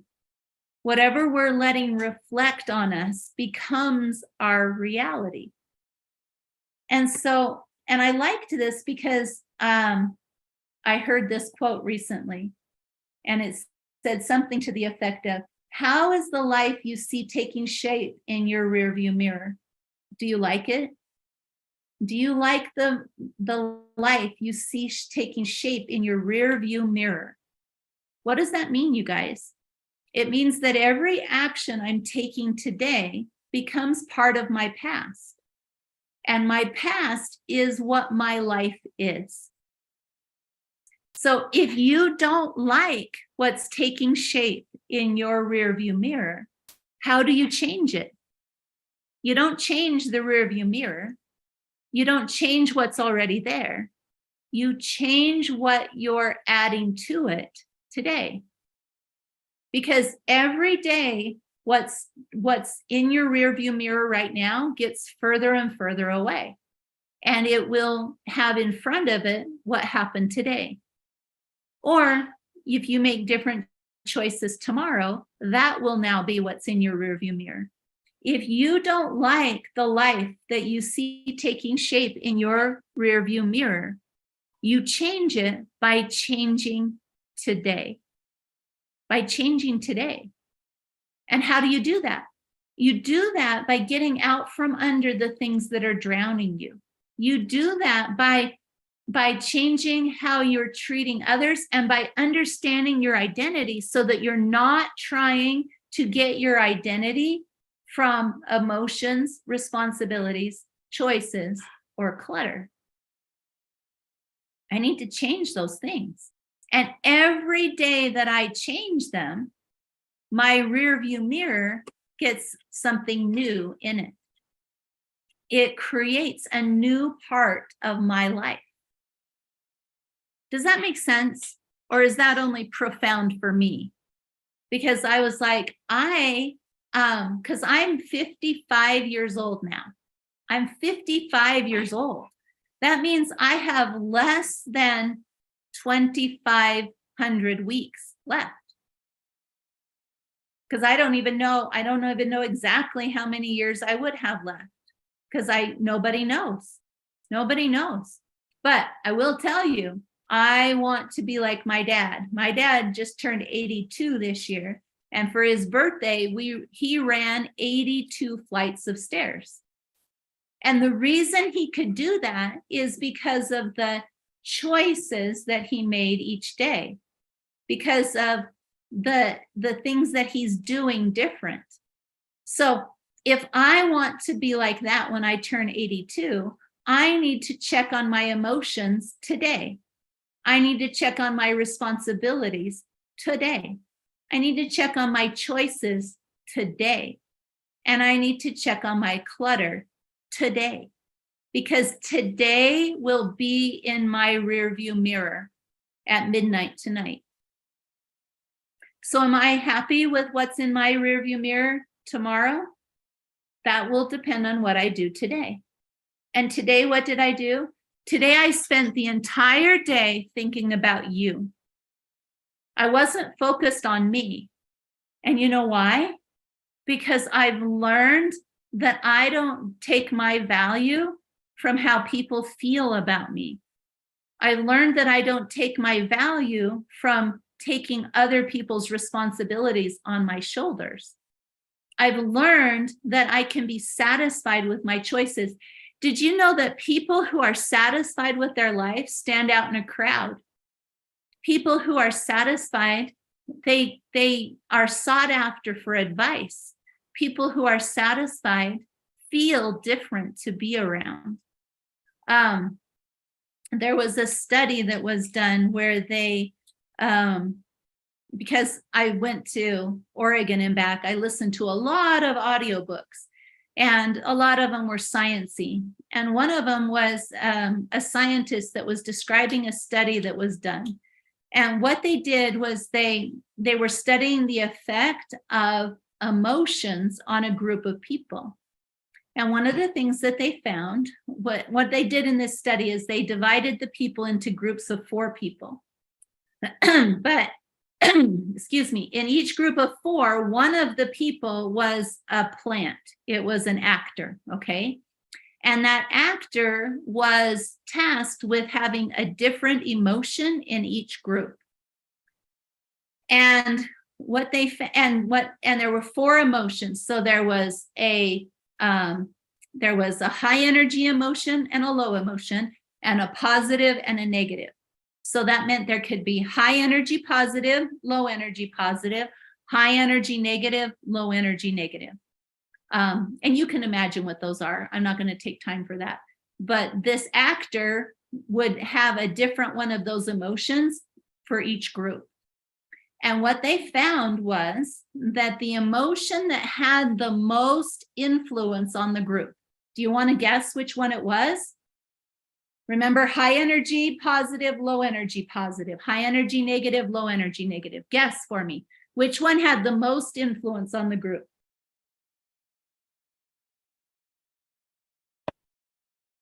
Come on, guess. High energy negative, low energy positive, right? High energy negative. Great guesses. Well, what was interesting to me is the one that had the most influence was the low energy positive. And low energy positive is calm confidence. That's what it is. It's low energy positive is I don't need anybody to give me praise or our emotions or responsibilities. I don't get my value from anyone else. And so you need to understand your identity foundation. Your identity foundation, where it comes from. And there is an equation to getting there. You need to understand that, and you need to get out from under drowning and giving away your personal power through emotions, responsibilities, choices, and clutter. As long as you need other people to give you value through these 4 areas, you will continue to drown. And so we need to get better at supervising our own thoughts, supervising our own emotions. In fact, in breakthrough coaching this week, I gave them a challenge. And the challenge was to schedule on their calendar for the month of August, and for this week in particular, to schedule the time that they're going to worry. And they couldn't just worry whenever through the day. They're practicing worrying at only a specific time during the day. And the things that they're learning from it are so cool. But the reason they can do that is because I've taught them how to have an identity foundation. I've taught them how to not need people's approval or emotions, to not get their value from these 4 areas. So now they're practicing putting their worry at a certain time on their calendar. Can you imagine? How would your life be different if the whole day wasn't taken up with worry? How would your life be different if your whole day wasn't living in the shoulds? How would it be different if you were satisfied with your choices? Okay, how would it be different? That's what we need to learn to do. So I got to fix this slide really quick so that I can. Okay, we're almost done. All right, so here we go. Okay, so how would my life be different if I could schedule my emotions? How would it be different if I was not living in the shoulds? Not in the shoulds. How would it be different? There we go. Not in the shoulds. How would it be different if I could make my choices and be satisfied?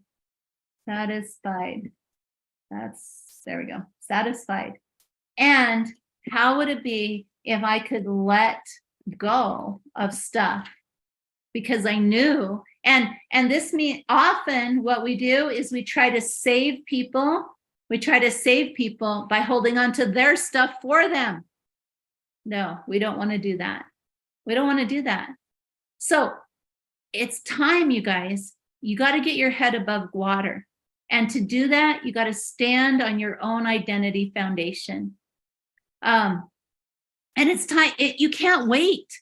You can't wait. This is what I wrote at the top of my page. It's that I've got to change it. I've got to do something about it now, not later. The longer you wait to do something about it, the more of the weeks of your life are in your rearview mirror. How many times have you set a goal at the beginning of a month or at the beginning of a year, and at the next beginning of the next month or the next year, you just set the same goal because you didn't know how to get it done, or you let other things expand to take up the space? You guys, we can't keep doing it. Your life is too short.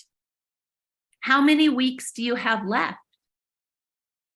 I guarantee you, it is worth, no matter how many weeks you have left, it is worth to start today to change those weeks in your rearview mirror. And you have to do it today. You have to do it today. So remember, I told you at the beginning of this webinar, we were going to understand new things. But in order to have that change your life, you've got to do something different. You got to do something different. And it's okay if you need help to do something different. I've had to have a lot of help to do things different. And I've also had to do a lot of things myself because I've chosen to be a plow. I'm the tip of the plow in my life in a lot of areas, because a lot of the science that I know, a lot of the understanding that I have, it wasn't available It wasn't available before, and I had to figure it out. But I also have been able to help other people in a simple way apply the same things that took me years to figure out.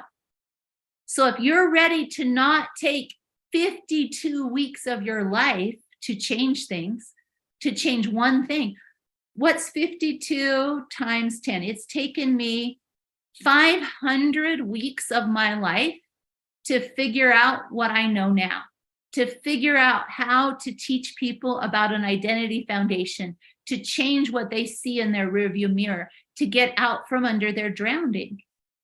So what I'm going to ask you to do is this. Tonight, I want you to choose a new action. I want you to choose a new action. Commit to it. It doesn't have to be huge, but it does need to be consistent. And I want you to commit to doing it every day for the rest of the month of August. 30 days has September, April, June, and November. There's 31 days in August, right? And that there's 3 days down, so there's 28 days left. That is 4 weeks. So for the next 4 weeks, I want you to commit to doing something different every day than you have done it in the past. What is that thing that you're going to do? What are you going to do? And if you need help deciding what that is, then I'm here to help you. And if you want somebody that will help you move to new levels and get out from under the crushing, drowning weight of letting everything else in your life decide your foundation and your identity, then I would suggest you link arms with me. I work with a small group of people every single week. Every single week, I work with them on Mondays. I work with them for 2 hours live. And then the rest of the week, they have access to message and ask questions to me. And I choose to do this because I know what it feels like to be drowning. I know what it feels like to not understand my body, I know what it feels like to have so much stuff that I can't breathe. I know what it feels like to have relationships that I wish I didn't have to face.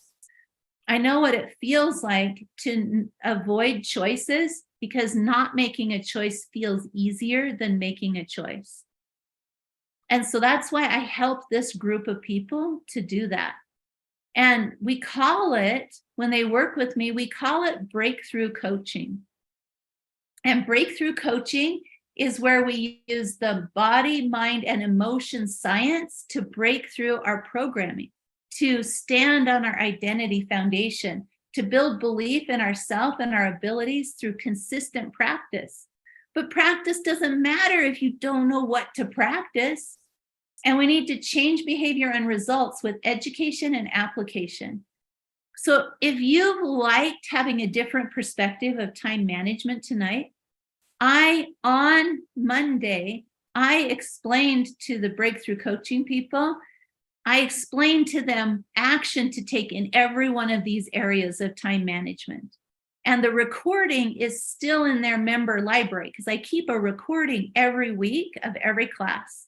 And we meet on Zoom where you can ask questions, you can unmute yourself, you can have your video on so that you can be part of the group. And here's my mission, you guys. My mission is to help thousands of people to have the skills that I've learned, because every one of those people is another drop in the pond that ripples out and influences millions. And so my goal is to help all of those people. My goal is to help between now and the end of the year to help 100 people be able to move forward in their lives. Because I can't help everyone. I would love to help everyone. I would love to help everyone.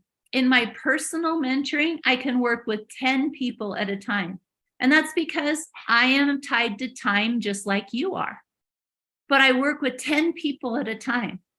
And so if you're interested in having me work one-on-one with you, book a call with me and let's talk about it.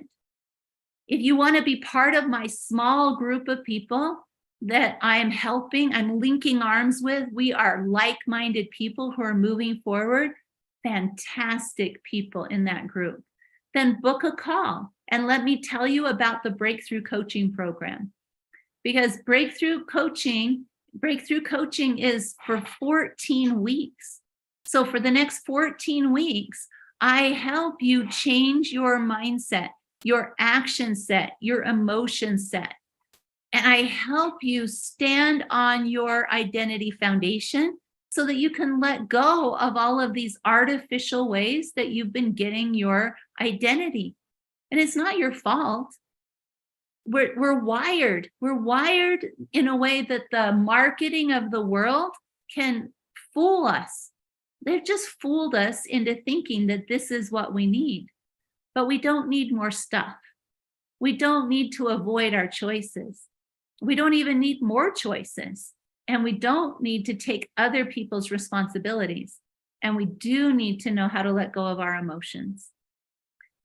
So if you want my help, then book a call. So you can use your QR code scanner here. You can type this into your URL. But guys, you owe it to the future you to build a picture in your rearview mirror of what it is that you're actually here to do. And if you're like me, you've had thousands of weeks stolen from you because you didn't understand this. You've had thousands of weeks that were taken away from you because the planet trained you to look at it in a way that was harming you. We can't solve the problems that are in our life with the same thinking we used when we created them. It's time to do something different, okay? But the cool thing is, those of you who are on this webinar, the first five people that join Breakthrough Coaching, I want to invest in you. So here's what I want you to do. I want all of you that are on here that stayed till the end. I have a special gift I'm going to give to you. And I will get it up for you here in just a moment. But what I want you to do is I want you to scan this or type this into your URL or your phone. And I want you to go to this link as if you're going to book a call with me, whether you are or not, because I want you to see the questions that are there. Because when you open this link, and you can click on it in the chat, Adam has put it in the chat there, you can just click on it and it'll open the page on your computer. And I want you to open that, and it's going to say Breakthrough Coaching.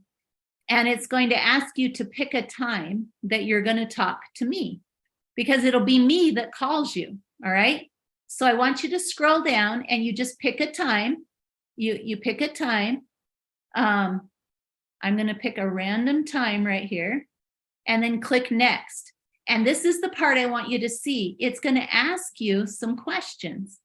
So whether you book the call or not, if you answer these questions, it's going to help you understand you better. It's going to help you understand you. So do that right now while I find this special gift for you. It's going to take me just a minute to open this. And I'm going to give you something that I've only ever given to my breakthrough coaching people. And they know the value of this. So do it. Open the link so you can see what those questions are that I ask when you book a phone call with me. Here we go. Okay. And so I know that you did it. I want you to go in and count how many questions there are. And then put the answer in the chat, because that way I'll know that you went in and you found the questions. All right. And then I'm going to give you this special gift that I only give to my breakthrough coaching people before. Okay. So go in, find out how many questions there are, type it in the chat, and then I'll know that you've gone in and gotten the questions. And then when everybody's done that, I'll give you this special gift that I have for you right here. The world is working against you. It just is. It's wired that way. It wants you to be unsatisfied. It wants you to feel panicked. It wants you to be an avoider. because that puts the power in the world's court. If you want to pull your power back into your court, you got to do something different. You can't just keep behaving as if life will just work out by itself. The world wants to be in charge of your life. That's the way it is. I'm a self-sabotage quote. I'm a self-sabotage coach. Oh, yeah, let me put that up for you. Thank you. Let me put that back up because I have the present for you already. So here it is. Here's the QR code. There you go. Okay. So Carrie, when you go into this, it'll have you scroll and pick a date on the calendar. So just pick a date. It won't finalize it yet. And then click next, and it will give you the questions. Okay.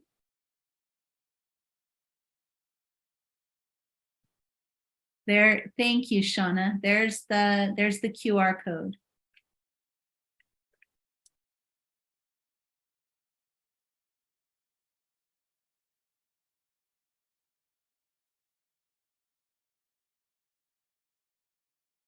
Okay, yeah, it's the same thing, Carrie. So you clicked on the link in the chat and then scroll up and it goes and you pick a date on the calendar and then click next.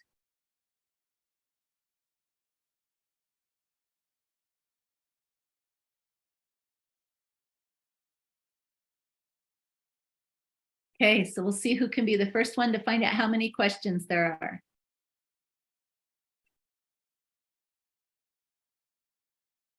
There you go.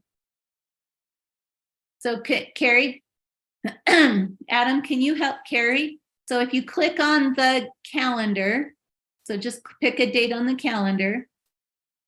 There you go, click on that one. Pick a date, then pick a time, and then it'll say next. And then you click the next button. Okay? Good job, you guys. Good job, you guys.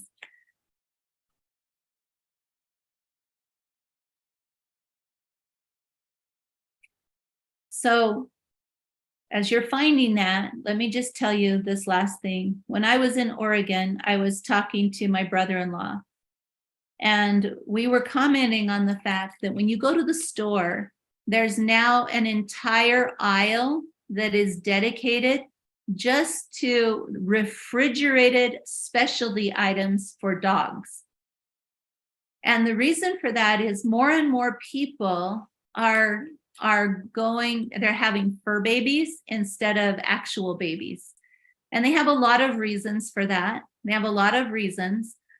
But the reality is that our world has created an atmosphere that says that what we do doesn't matter that much. It doesn't matter, because if you think about it, when we have a child, my nephew had a baby this week, okay? It's my dad's first great-grandchild. And so I have a picture of my dad. I have a picture of my dad holding his great-grandchild, his first great-grandchild. And the thing is that significance is something that matters very greatly. When we can pass something on to somebody else, whether it's our own child or another child, this is hugely important for the health of our whole planet. But our world is trying to teach us to become individual, to stay to ourselves, to not share with people around us. And it's also teaching us not to pay attention to what is happening today. Just focus on the future. Just focus on the past. But what we want to be able to do is pay attention to right now, because what is happening right now is what will be reflected in our rear view mirror tomorrow. So are you choosing your own foundation? Are you choosing to help somebody else? Are you choosing to be able to because we need three things. We need identity, our own identity. We need also to be able to be part of a team. When we are part of a team, we do better together. But the aisle of specialty cat food and dog food in the store is teaching us that people are becoming less and less part of a community. It's a really interesting phenomenon that is going on, is people become absorbed just in their pet instead of in their whole community. And so we want to be part of a community. It helps us all move forward. And so those of you who went in and did, you scroll down the page in the calendar. After picking the date, you'll see the questions. And so in order to be able to stay focused on what actually matters, this is a homework that I gave to my breakthrough coaching group. And I call it your weekly review. And your weekly review, let's see. This is not, there we go. The weekly review, these are the 7 steps that I have my breakthrough coaching people go through. And these seven steps, and I'm going to take this off because I don't think this will work for you guys, because that's a link to something in the group. But these are the steps that you go through to be able to work your way forward into building the life that you want to build, into making your rear view mirror show what you want it to show. So take a screenshot of this, and when you book a phone call with me, ask me about this, and I'll explain to you how to use it. But when you book a phone call, you and I, we're going to talk for 30 minutes. I'm going to answer your questions about breakthrough coaching or personal mentoring, but I'm also going to ask you questions about you to help you move forward in your life, because I'm really good at asking really good questions. So take a screenshot of this. This is my gift to you for staying on extra tonight, because I know we went a little bit over, but you get a bonus gift for staying on late. Is that cool? Will you receive it? Raise your hand if you're willing to receive this gift tonight. Awesome. Awesome. Okay. And so everybody got a screenshot? I'm going to go back over to this. So remember, this is what I believe in. I believe in your amazingness. And I believe in your ability to have reflected in here the version of you that you really deserve, that you really have inside of you. Because just like this guy stepping out of this mirror, that's your reality that steps out of your mirror tomorrow. You're creating that today. So let me say that one more time. Your reality that's stepping out of that mirror, you're creating that today. And to do that, you need to step onto your identity foundation and get out of the drowning that's happening in your life. It's worth it, you guys. It's worth it. Every time we improve ourselves, we improve the whole planet. We're here on this planet at this time for a reason. You matter. You make a difference. And I believe in you. So schedule a phone call. Let's get you on your path to being the most amazing view in your rearview mirror that you can make over each of your remaining weeks. So I love you. Thank you for being here tonight. I care about you. I believe in you longer than you do, if that's what it takes. But it's time to get out of your drowning. So schedule your phone call, and let's talk. You and me. I've set aside, I think I counted 10 slots where I can talk for a half an hour, but that's all I've got, you guys. So pick your slot, receive that gift, okay? Let's talk. Let's build your future. book the phone call, and we'll talk. All right? If you have any other questions, we'll stay on here for a few minutes to answer them. But the last thing I ask of you is this: pick your new action that you're going to take and type it in the chat so that you're committed to taking that new action. Will you do that? And then when you receive the email with the recording of this webinar, share it with somebody who needs to hear about time management in a new way. Okay? All right, you guys are fantastic. Have a great night. I believe in you, and I can't wait for you to stand on your foundation. Love you. Bye-bye.